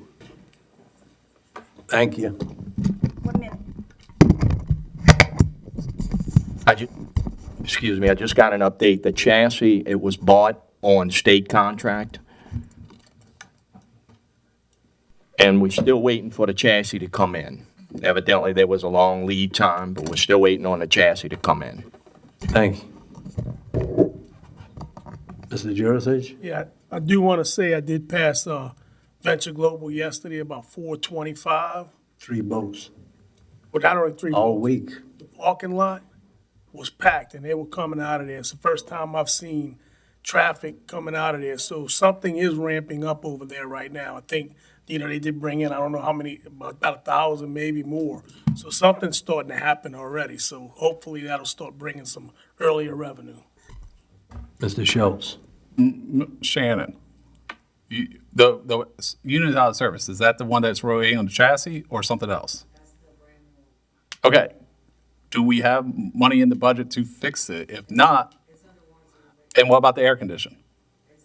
Okay, I was about to say, if not, let us know and we'll get appropriations to fix it, so. Can you come up? Okay. Get with, I'm just gonna, I mean, because right now we need to get, I mean, if that's the case, we need to know about it and get appropriate ordinances where we can appropriate money. If it has to come out of surplus, it has to come out of surplus. So just, if it's not under warranty and we need money, get us quotes, get with Jeff and. Out of the 70,000 that we have that's budgeted for heavy vehicle repairs and maintenance, we spent 42 of that for an extended warranty through the dealership. That covers major repairs. It covers everything except wearables, brake pads and things like that. Of the 5 trucks that we have, 3 of them need to go to the shop. But because there's limited units, we have to kind of rotate them out and send them. So we're sending the worst first, then we'll rotate it with the next and so on. Mr. Newsom, No, I'll yield to Mr. Edwards. QN. Question, based on, are you satisfied, are you comfortable with the administration proposing the 25%? Are you comfortable with that? The last that I was told about it, it was 70-30, so this was new information to me today. But I'm saying, are you comfortable with the 25%? Because I'm just trying to know, as a councilman, in terms of, should we still go to 40%? Could you handle the 25% is what I'm asking? Was you involved in the meeting? I was not. Well, I'm past who was involved in the meeting because I'm clear that I got a notice that, and I just see it, so I'm past that. But I'm just trying to find out right now, so we have to vote. And I'm just saying, as somebody in the fire department, EMS, could you live with this 25%, or are you willing to say, because I don't know if we're gonna get the votes to do the 40%. I do believe that 30% would allow us to maybe expand a little faster, but we've been making lemonade with the lemons for this long, so if that's our only option, I'm just thankful to have any help that we can get. Thank you. Mr. Newsom? Yeah, on another note, not EMS, but the ferry service in Belchase will be running at 4 p.m. today. So got that update from the ferry department. So everybody going back home can catch the ferry at Belchase. So that's not on the EMS note, but That's not a good news. that's good. I'm not happy that So that's just an update. So I want to catch it. And you all may get a chance to feel what we go through without a ferry. Well, we all on the best You night. only have just one day. Think about those of us who live here. We got to deal with that drama Yes. for a week or so. So I'm sorry y'all getting that convenient. I worked on this side for almost a little over a year. And I think the other millage didn't pass because it was a new tax. This is just rededication of a existing tax, and the administration back then never pushed it. Thank you. Thank you. Next item, please. 8, introduction of ordinances and resolutions. The first five pieces of legislation is for Councilmember Konovich. An ordinance to amend the 5-year capital improvement plan, sewer repairs, Buras to Boothville project, and otherwise to provide with respect thereto. An ordinance to amend and as amended, readopt section 4 of ordinance number 142, the comprehensive zoning ordinance of Plaquemines Parish, Louisiana, as amended, and the comprehensive zoning district map therein adopted by reference and which is paraphrased thereto with reference to application number 2026-642 dated April 24th, 2026, and otherwise to provide with respect thereto. An ordinance to amend the 5-year capital improvements plan, improvements Fort Jackson project, and otherwise to provide with respect thereto. An ordinance to enact section 22-36 of chapter 22, water, sewer, and refuse of Code of Ordinances, and otherwise to provide with respect thereto. An ordinance approving and ratifying certain amendments to the Plaquemines Parish Civil Service Rules adopted by the Plaquemines Parish Civil Service Commission relative to essential personnel, emergency compensation, civil leave, and declared emergency leave, and otherwise to provide with respect thereto. The next 5 are under Councilmember Lynn France. An ordinance to amend the capital improvement plan, PS WTP-Clearwell Replacement Project, and otherwise to provide with respect thereto. An ordinance to amend and as amended, and an amended to readopt section 4 of ordinance number 142, the comprehensive zoning ordinance of Plaquemines Parish, Louisiana, as amended, and the comprehensive zoning district map therein adopted by reference, and which is paraph thereto, with reference to application number 2026-641, dated April 27th, 2026, and otherwise to provide with respect thereto. An ordinance to amend and amended to readopt Section 4 of Ordinance Number 142, the Comprehensive Zoning Ordinance of Plaquemines Parish, Louisiana, as amended, and the Comprehensive Zoning District Map therein adopted by reference, and which is paraph thereto, with reference to application number 2026-639, dated April 15th, 2026. An ordinance to amend and amend it to readopt Section 4 of Ordinance Number 142, the Comprehensive Zoning Ordinance of the Parish of Plaquemines, Louisiana, as amended, and the Comprehensive Zoning District Map therein adopted by reference, and which is paraph thereto, with reference to application number 2026-640, and otherwise to provide with respect thereto. An ordinance to amend and amend it to readopt Section 4 of Ordinance Number 142, the Comprehensive Zoning Ordinance of Plaquemines Parish, Louisiana, as amended, and the Comprehensive Zoning District Map therein adopted by reference, which is paraph thereto, with reference to application number 2026-638, dated April 13th, 2026. The next one is for Councilmember Jurasich. An ordinance approving a plan of re-subdivision of the property of TB Squared LLC, P1 Joseph Hingle Estates, Section 37, Township 19 South, Range 24 East, Empire, Plaquemines Parish, Louisiana, into lots P1A, P1B, and P1C, Joseph Hingle Estates, Section 37, Township 19 South, Range 28 East, Empire, Plaquemines Parish, Louisiana, as shown on the plan and plat of survey by R.W. Krebs Professional Land Surveying LLC, dated July 3rd, 2025. The owner having fulfilled all the requirements of the subdivision and re-subdivision ordinance of the Parish of Plaquemines without cost to the Plaquemines Parish government or the Parish of Plaquemines, and otherwise to provide with respect thereto. The next two are for Councilmember Newsom. An ordinance approving a plan of re-subdivision by Francis Behai Martinez, Lot FBM-1, Martinez Division, Section 11, Township 15 South, Range 24 East, Jesuit Bend, Plaquemines Parish, Louisiana, into lots FBM-3, FBM-4, Martinez Division, Section 17, Townships 15 South, Range 24 East, Jesuit Bend, Plaquemines Parish, Louisiana, as shown on the plan and plat of survey by Dufresne and Engineering, Inc., dated April 14th, the owner having fulfilled all the requirements of the subdivision and re-subdivision ordinance of the Parish of Plaquemines without cost to Plaquemines Parish government or the Parish of Plaquemines, and otherwise to provide with respect thereto. An ordinance to amend the 5-year capital improvement plan, Waterline Extension Cedar Grove to Alliance Project, and otherwise to provide with respect thereto. The remainder of the ordinances is for Councilmember Champagne.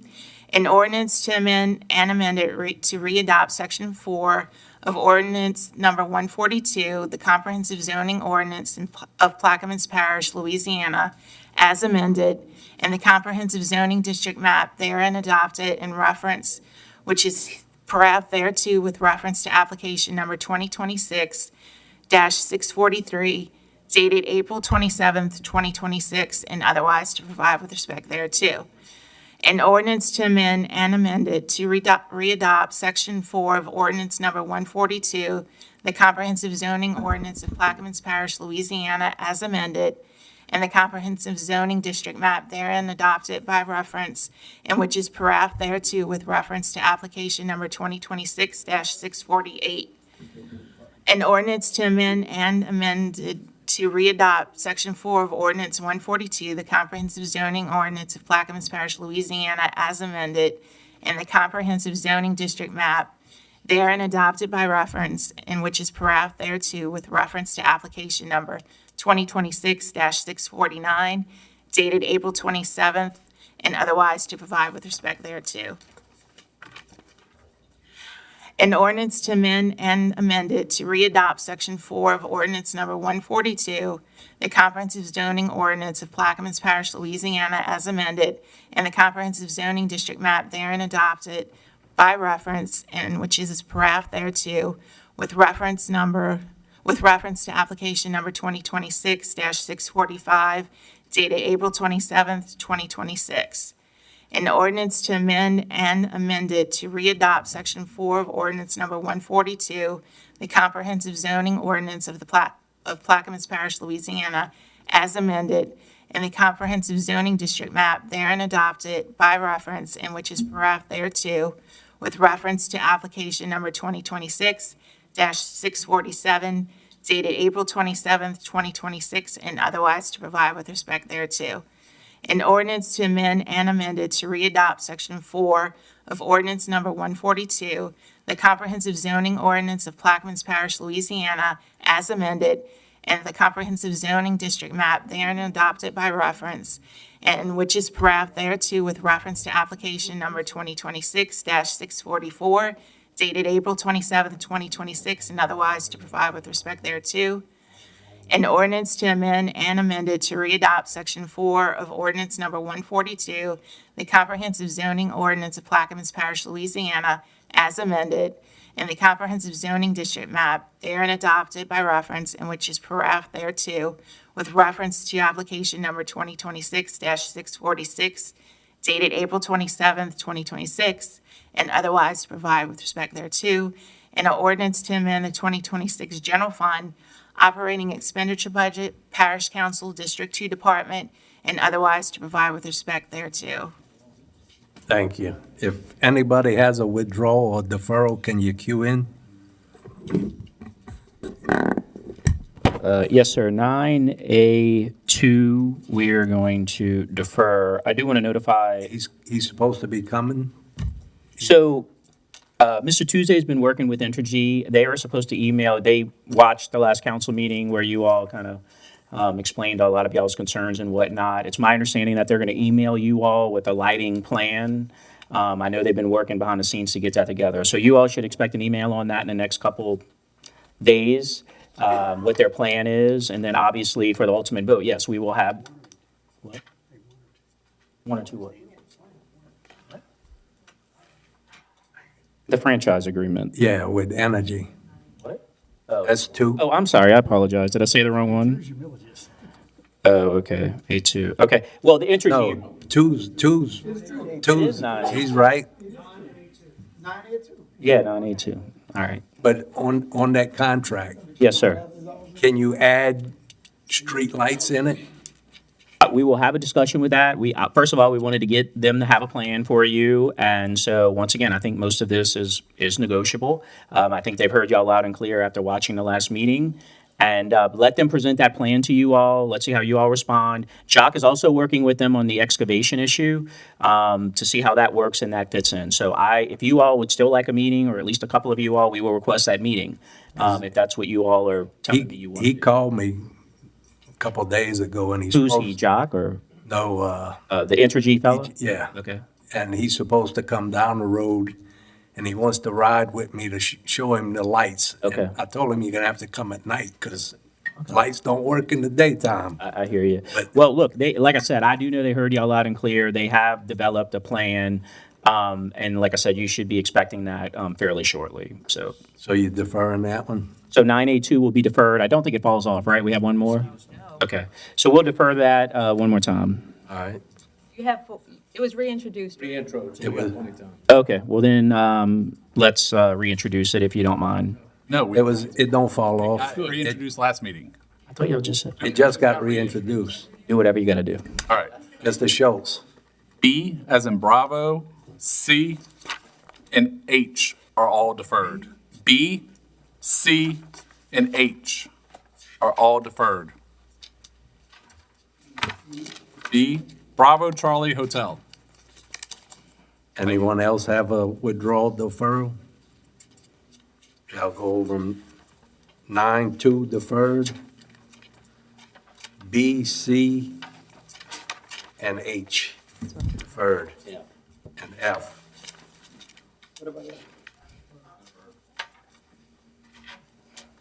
D. And D's deferred.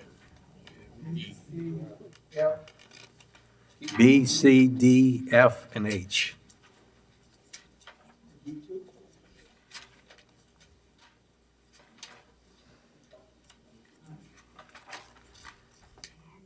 Ms. Dalton. Ordinances and public hearings pursuant to Article 6, Section 601E of the Plaquemines Parish Charter, and ordinance to extend temporary easement servitude and right-of-way easement for a coast-wide reference monitoring system project and otherwise to provide with respect thereto. Councilmember Kotnovich. I'll offer ask for a second. Second by Ms. McCarty. Any questions from the audience? Administration, council, machine's open.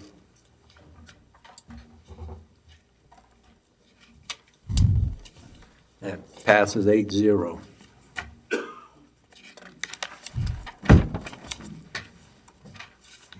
E.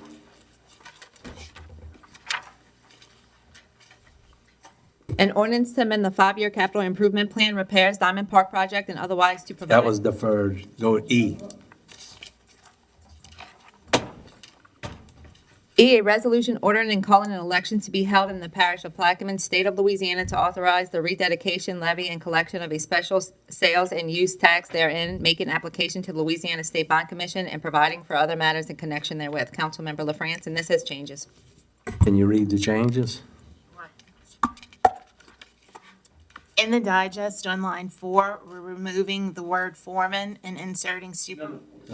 Am I the wrong? Yes. Oh, D. E. That one shouldn't have no changes. It's just a date change. On 6 and 7. Okay, in section 8, on line 105 and 106, we're inserting June 2nd, 2026. And also in the certificate. Same thing, June 2nd, 2026. And with that, do you offer, Mr. LaFrance? We'll offer. Mr. LaFrance offers, there a second? I'll second. Is this the thing? Is it? Are we supposed to change the percent?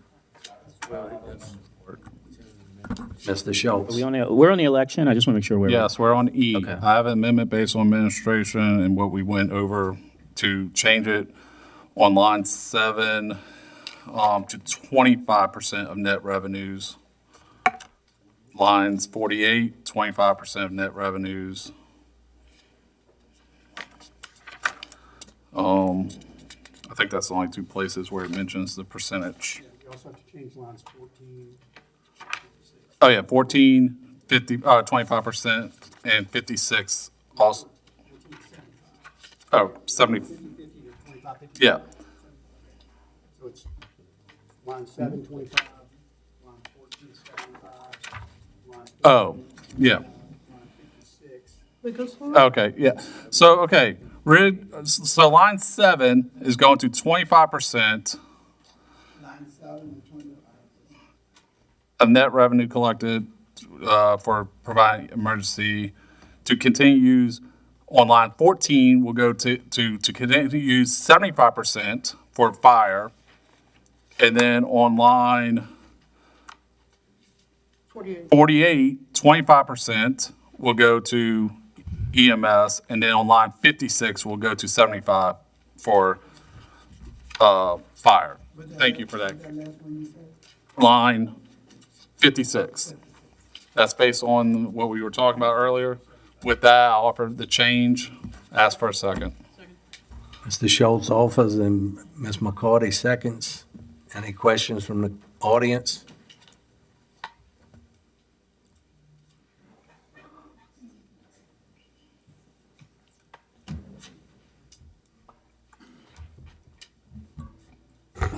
Arthur Henry, Bell Shades.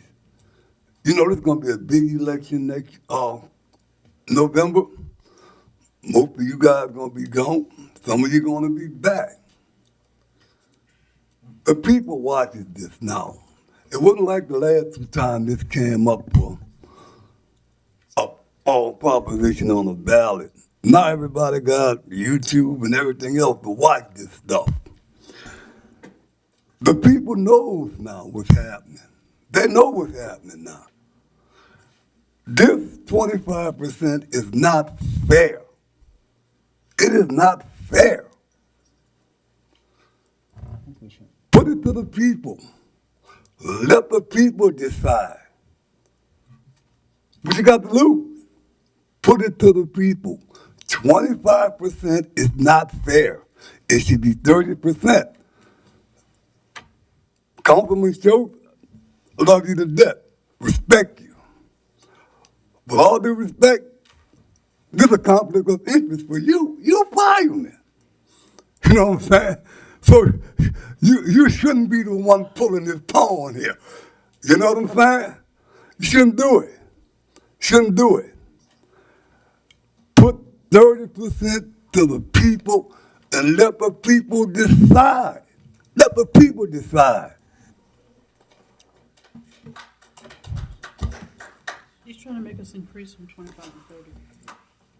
Any other comments from the audience?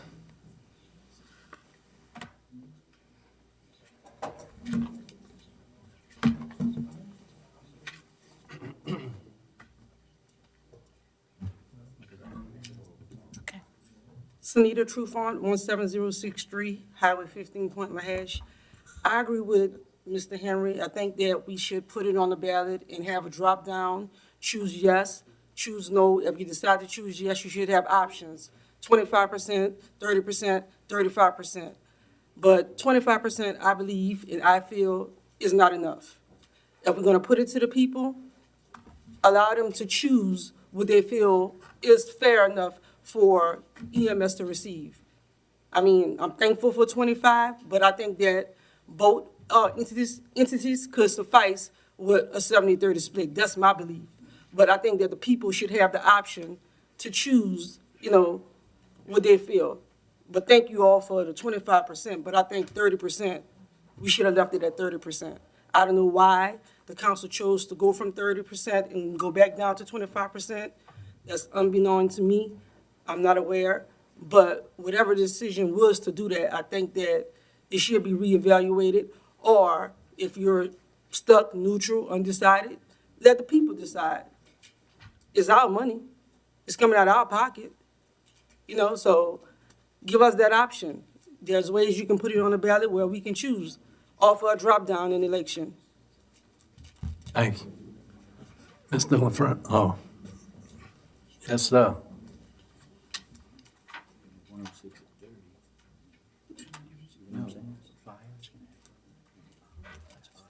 I'm gonna be neutral. 156 Edith Camerland, Clarence Brocks. I'm gonna be neutral on the fire department and the ambulance. But what I'm gonna say, just for sure, I have a radio because I'm with the fire department, and I hear 1894. That's right. Running at least twice a night. Just but every night I'm hearing 1894. If 1894 not running, 1893 running. So. But I don't hear the fire department running every night. Thank you. Thank you. Any other comments from the audience? Mr. Jurist, France. Damn it. I'm the pretty one. Do you go to administration yet or no? Oh. We go there now. Whatever you want, sir. Go ahead. Hey. Hammer's coming down. Next time I throw it. I just want to point out that I think we got a little off kilter here. The truth of the matter is we have two good options. At 25 and at 30, I want to tell you the difference. At 25% in 10 years, the projected fund balance at 25% for fire will be $106 million. I'm sorry, 25 for the 25-75 split. The projected fund balance for fire will be $106 million, and the projected fund balance for EMS would be $9.2 million. At 30, the projected fund balance for fire would be 96 million. That sounds so good. And at 30% for EMS would be 20 million. Okay, so we have two good options. I feel like the public may be a little confused, or there may be some misperceptions that, you know, that this is a major problem. We actually have a win-win situation here.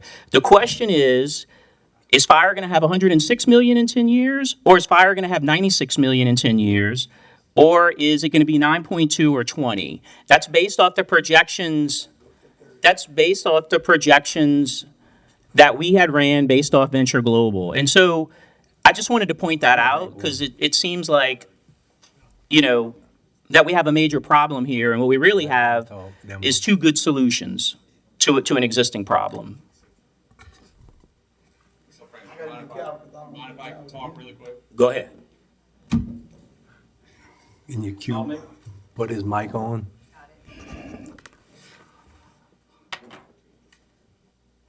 Am I on? Yeah. All right.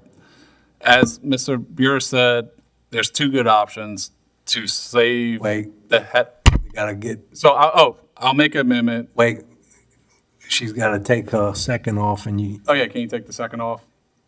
Patty. All Patty right. takes her second off, Mr. We have two good options to save headaches and all, going back and forth. I'm making an amendment, 30% on line 7 and 48, and 75% on lines 14 and 56. What?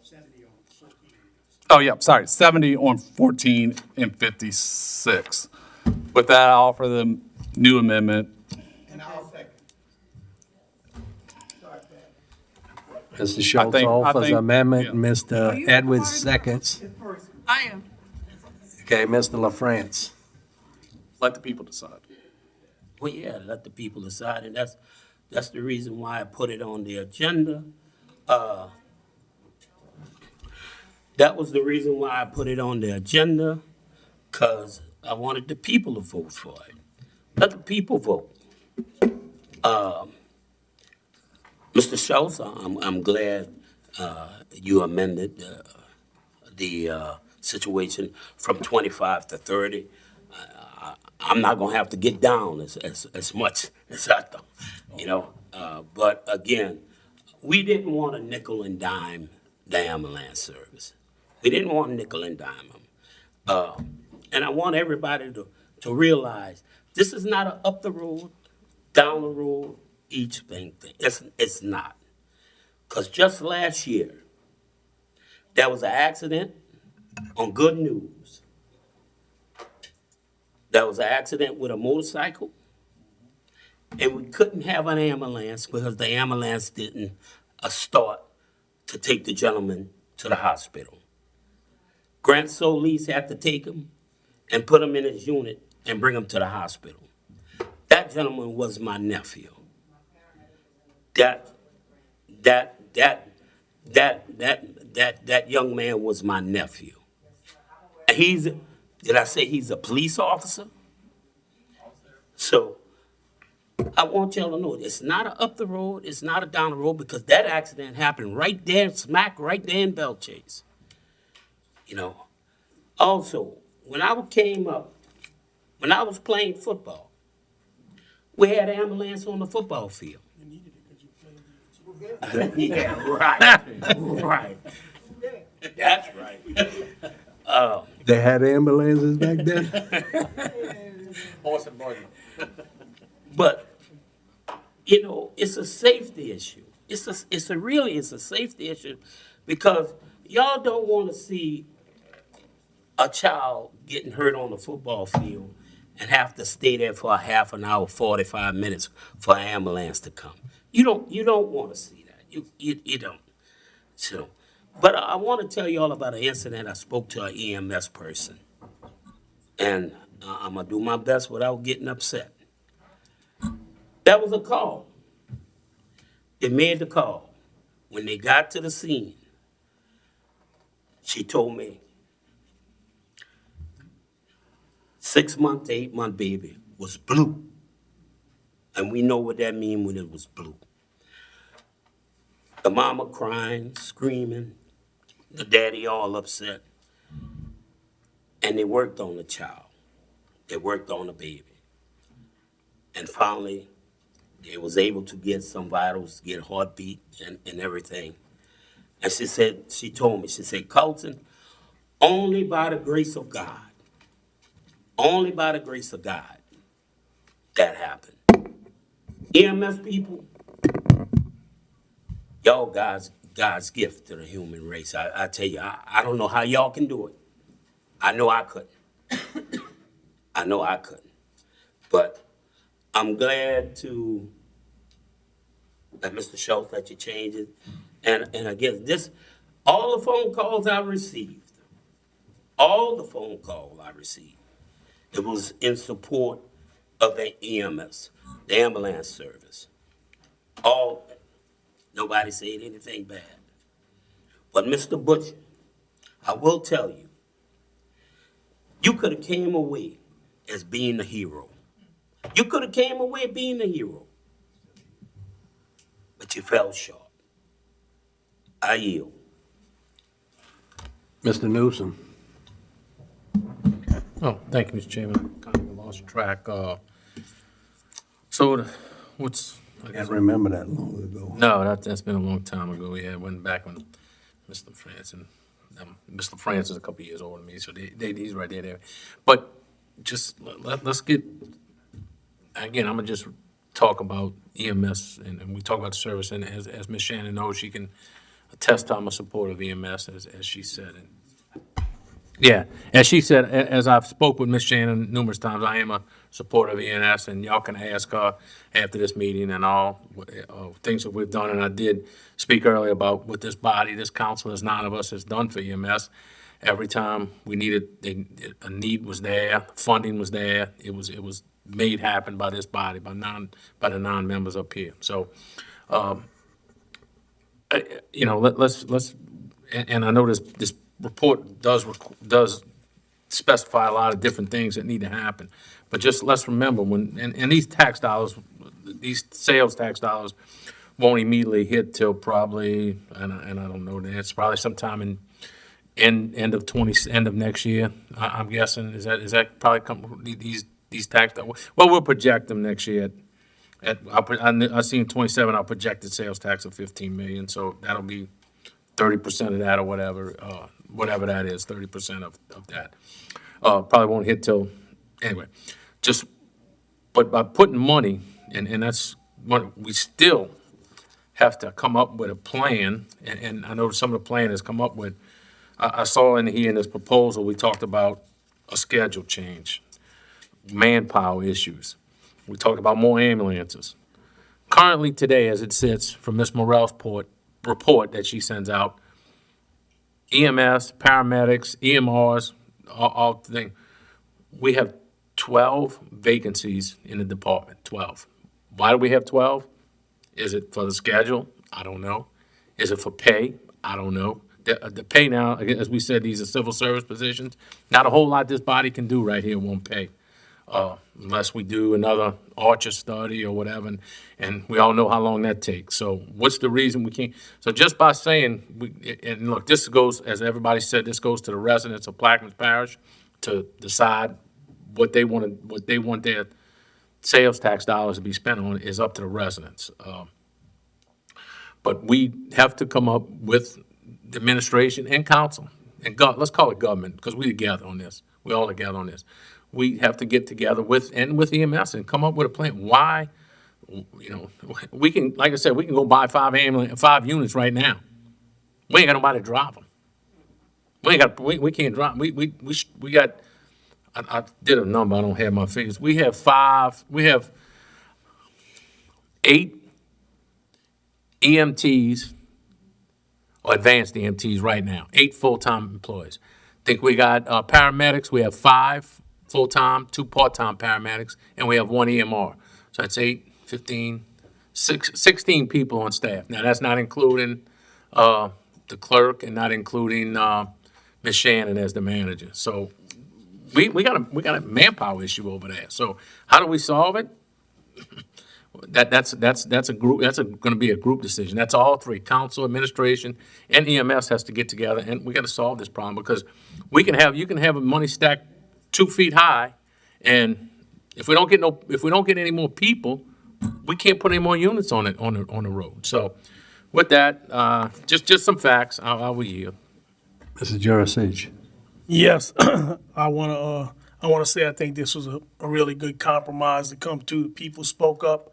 But just remember, what I want to see come out of this when we leave here today, I know there's going to be some hard feelings, but when this is done, if this vote passes and it goes to the people, I would love to see a unified effort between fire and EMS to get out there, to get the people to vote for this. It's very important. Let's show unity when we get out there and we leave here today. Let's show unity and get out there and get the people out to vote. Thank you. Mr. Edwards. You know, Mitch, you're really messing me up because you must have been looking at my speech. But I would say this. I think we're all winning. And Mr. Bush, you and I, we clashed his head. But unlike Mr. France, I don't think you're leaving out here bad. I don't believe that you're bad. I just think that you fought for your department like everybody else to do. So I want to say personally, I don't think that. But I'm hoping as what Mitch said, that we all get together behind with the council vote. And I think people need to see ambulance and fire behind us together, because they've been moved for years to put you all in the same firehouse and building, and that's been a fiction for long. So I think it's a start. I don't want us to leave in here saying nobody's a bad guy. I think we all win in this situation. We all fought for what we want, and the people have spoken. So as Mitch just said, I hope that we see you and the fire and EMT all together saying we support this, because all of us win in this. So I just wanted to, and we all get a lot. Am I right about that? But at the end of the day, we shake hands and we move forward. And that's how I want us to leave out here today. Thank you. Mr. Schultz. So yes, I think, everything that has come for EMS has mostly come under my name, or in some cases, Mr. Newsom, I believe. So I have been trying my best to help Shannon improve, help do whatever I can to improve EMS. And ultimately, I've been saying for years, we need a plan. This is the best plan we've got in 3 years. We know what we're doing with the money, and that's all I've been asking for. If to come to a compromise at 30% to save a lot of headache, I was willing to do it. So I was there on that call where your nephew was there. EMS, to their credit, they did get there right as they were pulling out, and the paramedic jumped out of the ambulance and jumped in the back of Grant's car. So it was, but it was a serious incident because I was there. So I get what you're saying, but it was I think 4 minutes, but PPSO wanted to move their deputy quick, but they were there within 4 minutes, to give EMS credit. So I am going to defend them in that case. So I think at this point, we just have to work together, improve as administration, as a council, as EMS, as fire, as volunteer fire, as East Bank, West Bank, North, South. It's time to get this in the past. With that, I call the question. Question's been called.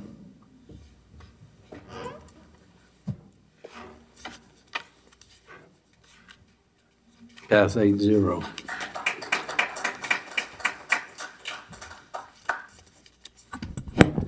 Where you going?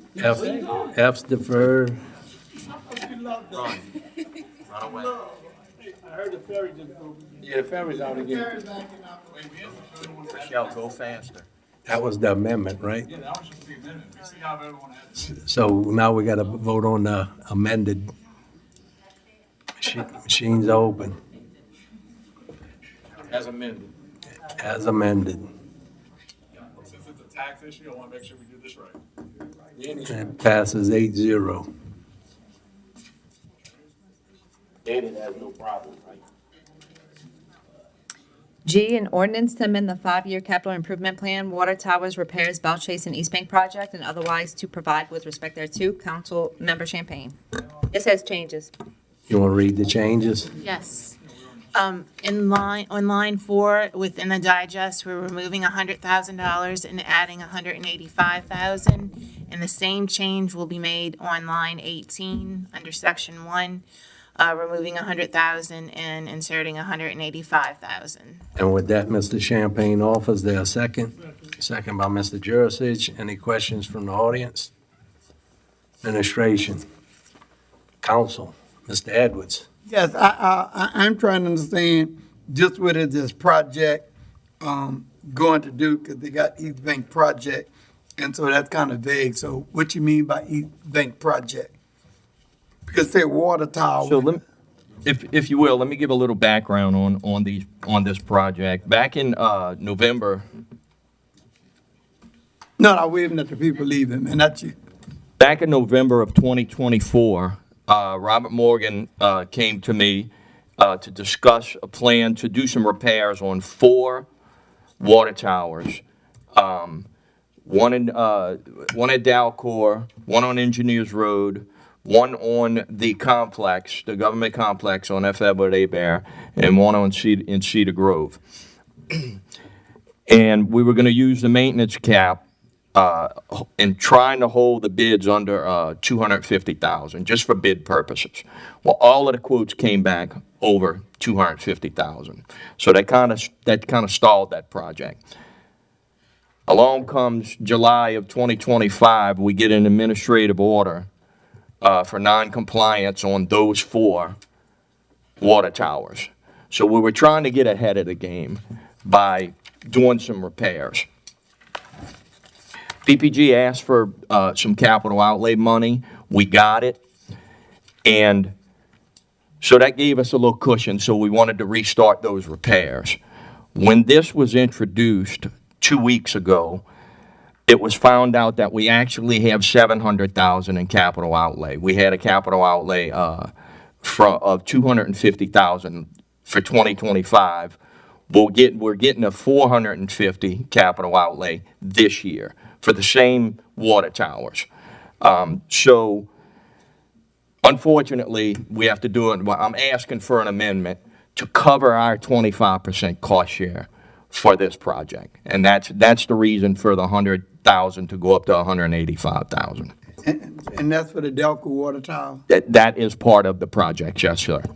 And we do have in P5 capital outlay, which is a little confusing to me, but it's potential money that we'll get in the 2027 session that could be dedicated, that could be changed to a P1 for $6 million that will complete all of the repairs for these water towers. So cross your fingers for next year's session. Thank you. What else? Oh, I'm done. Mr. Newsom. Thank you, Mr. Chairman. So quick recap, I guess either Jeff or you, Robert can answer this. So we talk about repairs to, these are 4 stations. Do we have a list of what we're going to do other than just repairs? Do we have like, we're going to change lines, we're going to change valves, we're going to change pumps? What do we? Our initial assessment that Inframark did was minimal repairs, depending on the funding that we had. But along came the administrative order, and it was the repairs that Inframark had identified plus some. So that kind of changed the scope of things. So I guess the question, man. Go ahead. I'm sorry, Mr. We could send you the administrative order. Oh, but the designs are still being done, but we're just trying to get ahead of the game. So wait a minute. You talk about design. Are we designing? Is this designing the new? Assessing the repairs. Okay, so yes. Do y'all have a list of what? I'm sure we got. We had to give some type of list of what we're doing at Dalcor, what we're doing at Cedar Grove. We could send that to you, yes, sir. Yeah, that would be nice, because if somebody asks, man, what kind of, and bring it up because y'all realize. It's extensive repairs according to the administrative order. Right. So can we get a list of to everybody about what repairs we're doing? Because per the grade for the Bell Chase water system, the towers were, We- we don't know what huge hit now. This problem's not gonna cover every problem we got with the water tower. This is not, but this potential 6 million in capital outlay Yeah. next So, year. no, I'm just worried about what we spend in the 700,000 that we got, so. Okay, we could What are we we spending? could send you much that. money? Thank you. Mr. Champagne. Thank you, Mr. Chair. I just want to make sure everybody understands, and for the public, we're investing this money back into the water system. I know we've been talking about water ad nauseum, talking about rate increases. We talked about some improvements, and these are more improvements. These help get our system back up to speed. I know many of you saw the failing grades on our water system. Infomark makes quality water, top-notch water. It's just some of the facilities themselves need some work. Some of these things were obviously neglected. We had some, poor maintenance due to many other reasons. And that's something we're addressing. 100% of this money is going to go to those water towers to get them up to speed. Hopefully we get the P5 money for the $6 million and get these things totally refurbished. So I just want to make that clear. It's us doing whatever it takes to get these grants, to get this money. And that's why it's so important that we raise our rates, because this is another $700,000 we may not be able to get our hands on because we're not maintaining our enterprise fund. So this goes back to us talking about increasing the rate of water. We're not trying to do it because we want to do it. We're doing it because we need to continue to get these funds. The P5 money that Jeff talks about, that might not be available to us if we're not sustaining our water system at a 1.15% level, as the lady gave so eloquently stated in her briefing earlier. So again, just want to make sure you understand, we're getting this money immediately, putting it back into our system to make it top-notch. I yield. Mr. Jurasich. Yes, Mr. DeMarco, and Mr. Morgan, will this help our grade system by doing these minor repairs, whatever we doing? This will satisfy an extension on the administrative order to get us to that 6 million for next year, Okay, but will this, without assessing any fines on us. when we get reassessed? I wish I could say yes, but I don't know that for I wish you sure. could too. But we are moving in the right direction in addressing some of these repairs. Yeah. You don't want to talk. I'm good with it. I got a question for him. You come on up. You come on up.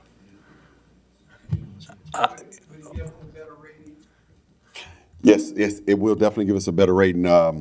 What we did, the stuff that we could do in-house, we did replace the altitude valves. That was on the original scope of work for the contractor and engineer.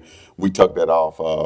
Jeff and I, we said we did that in-house. We took the money out of the cap account, replaced some stuff. So a lot of stuff we're doing to meet the administrative order, but the major stuff that they also listed, this money will cover that. Yeah, this will cover the $700,000. It'll be a big part of the maintenance now. Replacing the tower, I think that's what Jeff talking about down there. Like in I think it's Beers, we're going to build a brand new tower. Bootville. That's Bootville. what. That's what I was fixing to ask you. That's more than that. Yeah. No. But next year with the money, that's what he's talking about. I was going to ask you about that because I know we catching water down there and we saving making water because we catch the rainwater. It ain't that bad. It ain't. I seen some big holes. Yeah, well, that one of them holes, somebody hit a hydrant on that one. But this will push us ahead, and like Jeff said, we have to submit a letter with our plan of action. And this is part of the letter that we submitted to LDH, and it'll show that we're on schedule to meet next year's water grade. So this will be a big bump to that. Thank you. Any other comments? Machine's open.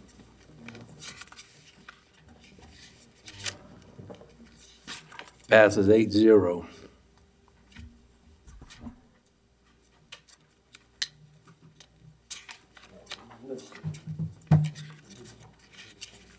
Can we go to I?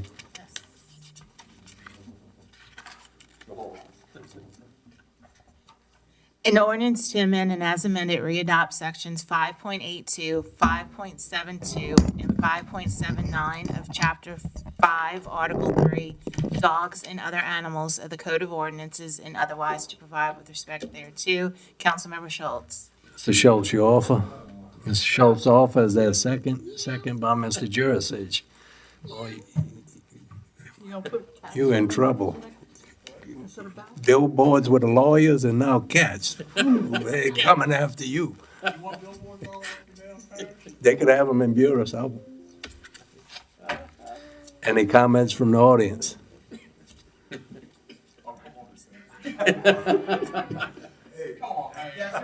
Oh, man, you got to explain to the people what this about, man. Mr. Schultz. So in certain areas of District 3, I'm sure other areas, basically there's been cat booms because of people feeding cats, and then they have kittens, and then there's feral cats, and all. It's getting out of hand in certain areas, and some of it's around restaurants and other businesses, and they've been complaining. So there's no way to code enforce or anything if you're feeding cats and basically letting them all this other stuff. So we're trying to give SPCA, code enforcement, and health department some enforcement action. This is not going out and killing cats. Nothing like that. So no, I have a cat myself. I'm a dog person, but I have a dog, but I do have a cat because my children want one. So that's what this is doing. And I see Mr. Newsom's going to make a joke. No.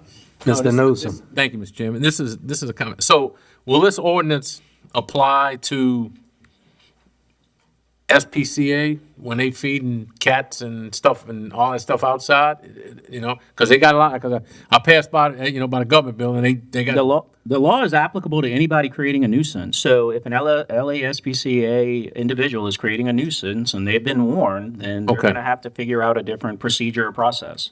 Well, there's there's a guy that comes, traps them and fixes them and brings them back.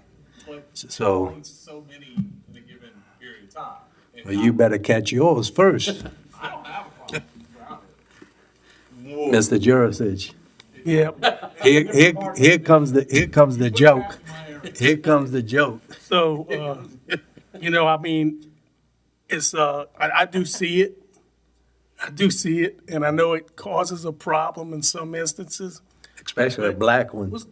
The Yeah. Edgecombe won't walk down the street. I'm the same way. I turn around, go the other way. So if we stop feeding these cats, what they gonna do? eat rats. Eat rats. Oh, Catch hope the so. rats. Hope so, because, I agree, but I think it's really a problem. Animal control should be called out and come and they do it. I know, and they'll clip their ears and send them back, and that does control the population a little bit. I understand. I know restaurants attract these cats probably because of dumpsters. So I know some restaurants more than others. I don't know why, but it does seem like that's the case. So, but anyway, I would wonder if how do you consider it a nuisance or the violation? Let's say if they're going, like an instance in Empire, certain places like the shipyard. If they're not considered a nuisance there, or would they be considered a nuisance? Feeding them anywhere on public property would be, okay, go ahead. Mr. Schultz. So that's actually what I was going. It's only if it becomes a nuisance, because where I'm having issues, it's about two different locations where the residents and the businesses are complaining, just like code enforcement. If somebody doesn't call it in, does it get caught? I mean, whatever. So like I have one or two cats on my street that I believe are feral cats. They're not causing a nuisance. Nobody cares about them. Get out the road or you get ran over. Not really, but so it's only if it becomes a nuisance. And there's 2 or 3 areas that in my district, I'm sure other districts, but it's basically giving animal control some more leeway on how they handle it. Is it going to solve the problem overnight? No, but it's to try to prevent some future problems, I guess you'll say. Just like the billboards. I know Rocky might be mad, but I catch him at my house and I go bring him by the shrimp dock. At least they got something to eat. Okay. That's McCarty. Okay, I did speak with Mr. Schultz before the meeting. He did assure me that we are not going to kill cats. We are not going to say we cannot feed them, but we would like to have them neutered so that they do not, or spayed, so that they do not have more kittens. A nuisance. Like if somebody calls them in. Yes. What's that noise? If somebody, okay. But if it becomes a nuisance, like somebody, like someone has been bit, if a cat has rabies or something of that sort, they're going to be picked up, and if they are not healthy, I guess, euthanized. Well, if, let's just say you the cat lady, a noble man, and your neighbor gets mad because they got 50 cats over there, then they're a nuisance to them. So, and they call it in. Okay. Question's been called. That's not the case, by the way. I don't even know how to vote. I said, just example. It passed 7 with 1 abstention from Mr. LaFrance. He likes cats. I got 8 cats. Whoa. I got 8. We got our first nuisance case. First case. Yeah. My daddy had 30 of them, and that's what Rocky got now. It didn't limit how many we can have. Next item. J, an ordinance to amend the 5-year capital improvement plan lift station repairs E7, 8, and 446 project and otherwise to provide with respect thereto. Councilmember Kotnovich. I'll offer, ask for a second. Second by Mr. Jurisich. Any questions from the audience? Administration, council, machines open.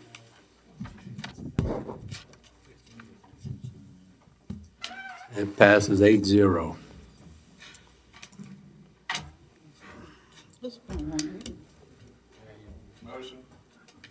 We got it.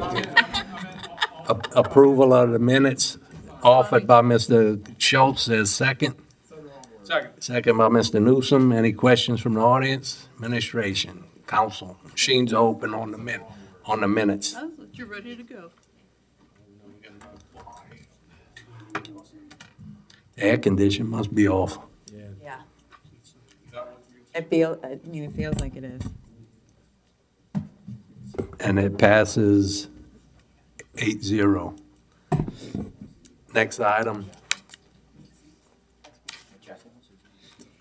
11, new business. 11A, introduction of resolutions where suspension is being sought. 11A1, a resolution to designate Monday, July 6, 2026 as the official observed holiday for Independence Day for all PPG employees in place of Friday, July 3rd, 2026, and otherwise to provide with respect thereto. Councilmember LaFrance.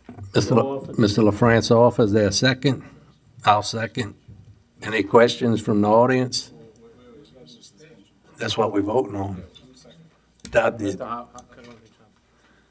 Administration, council, machines are open on the suspension.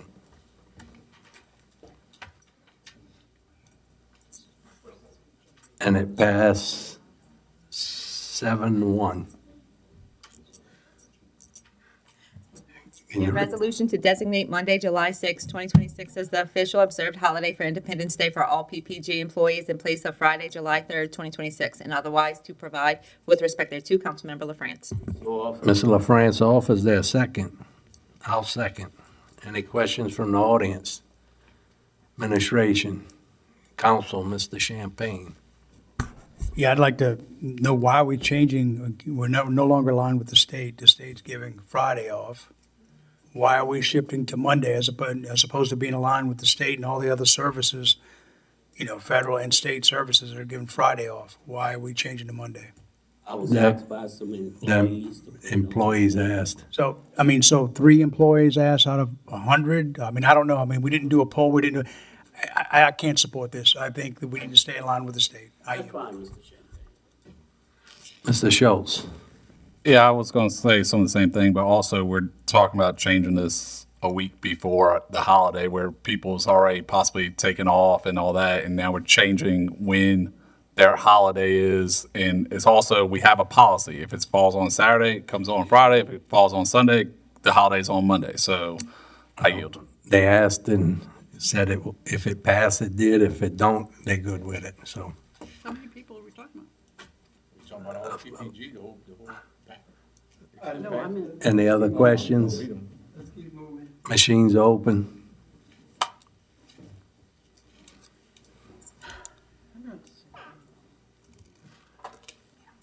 And it failed. 3 yes, 5 no.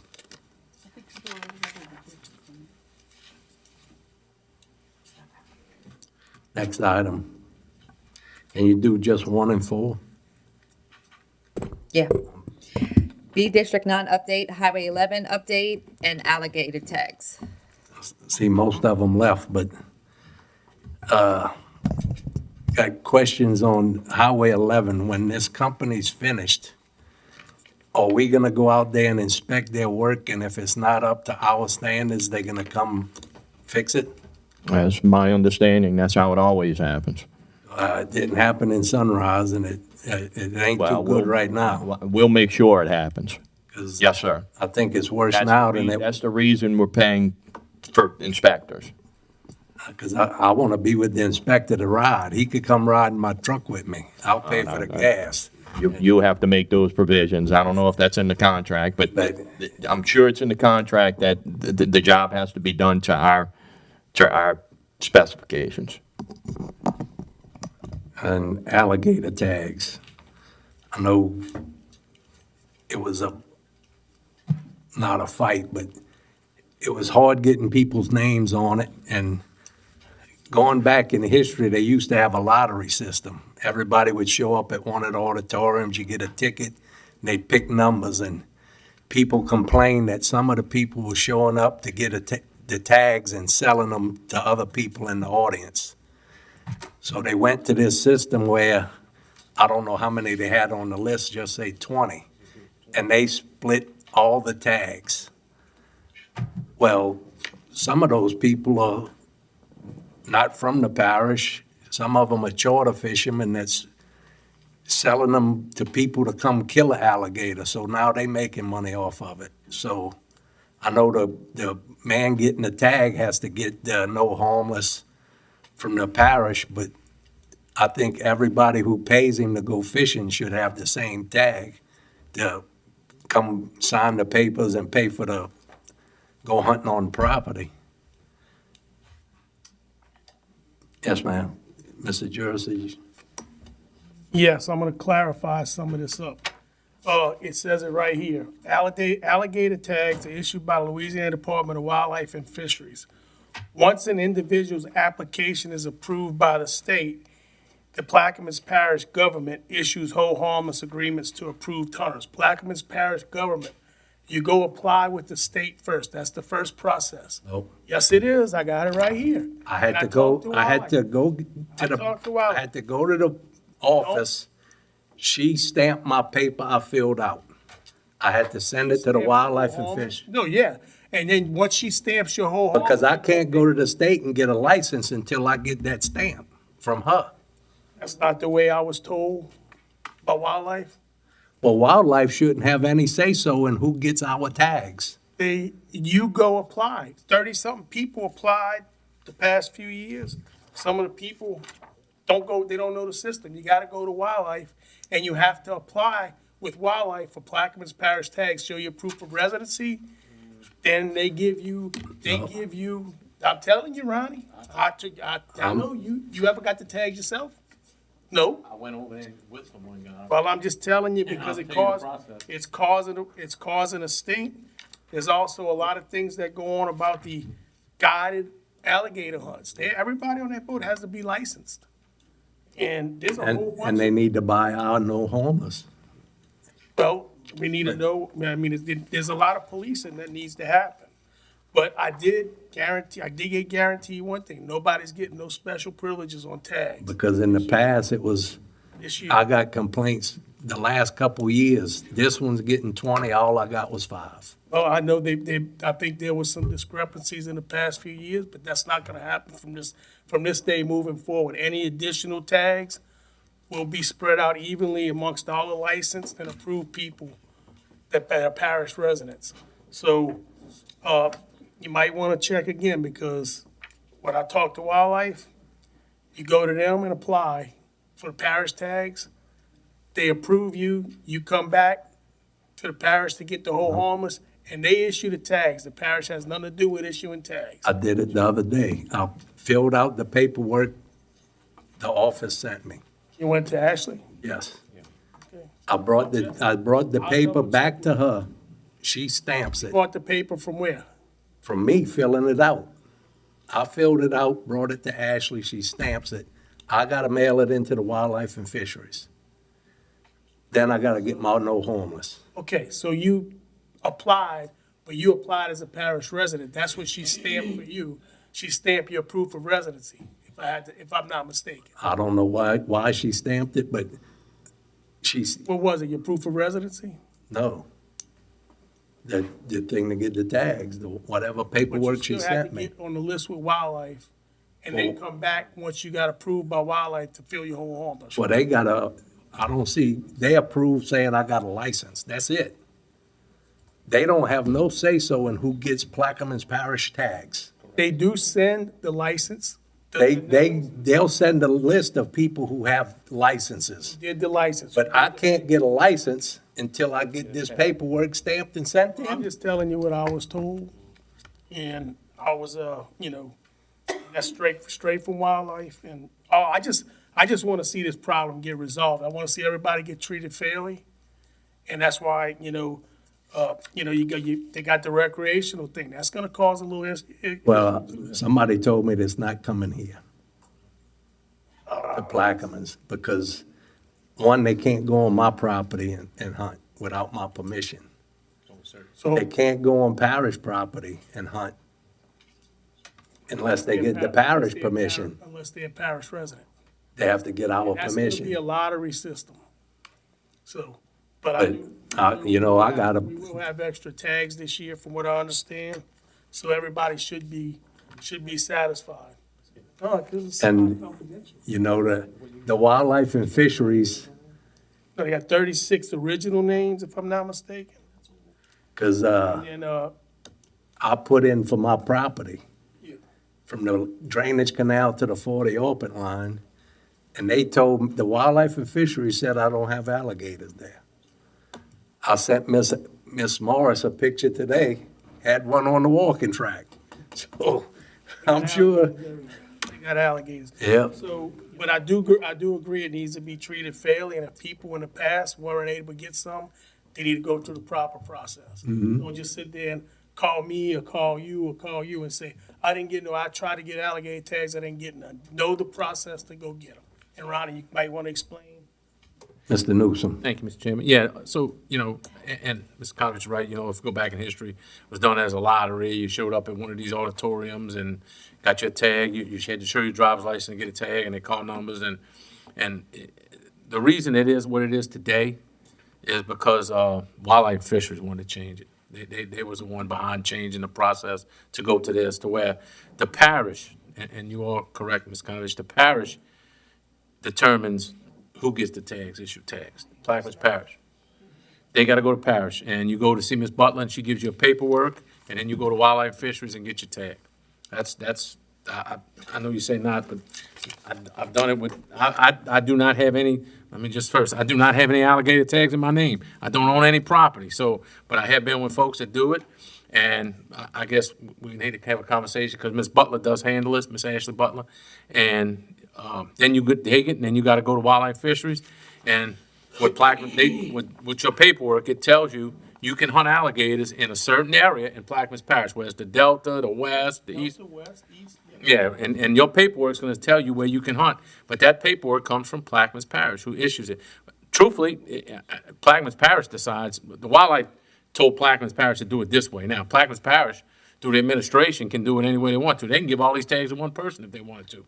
That's But that's not gonna happen. well, that's again, that's administration's call, but that's not what's currently happening.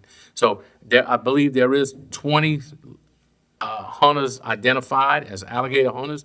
Each hunter gets 5 tags, and then they do also have a lottery system for some remaining tags. I think Plaquemines gets a total of 220 tags, so the rest tags are things. So anyway, that's the update. So we didn't talk about this enough.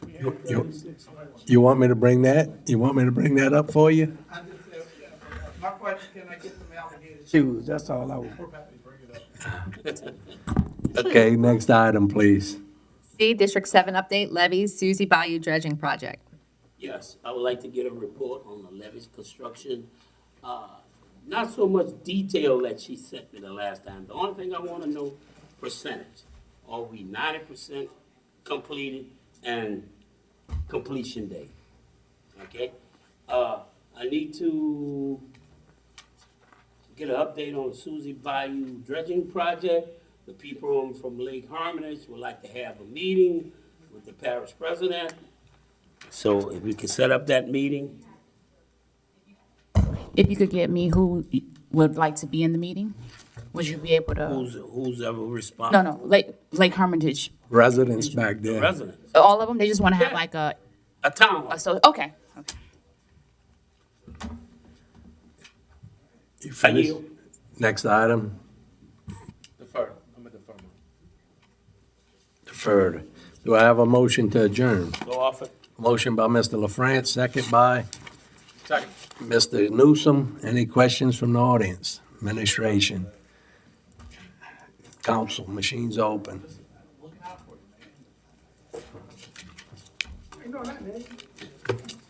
And it passed 6-2. Motion. Council adjourned at 4:46.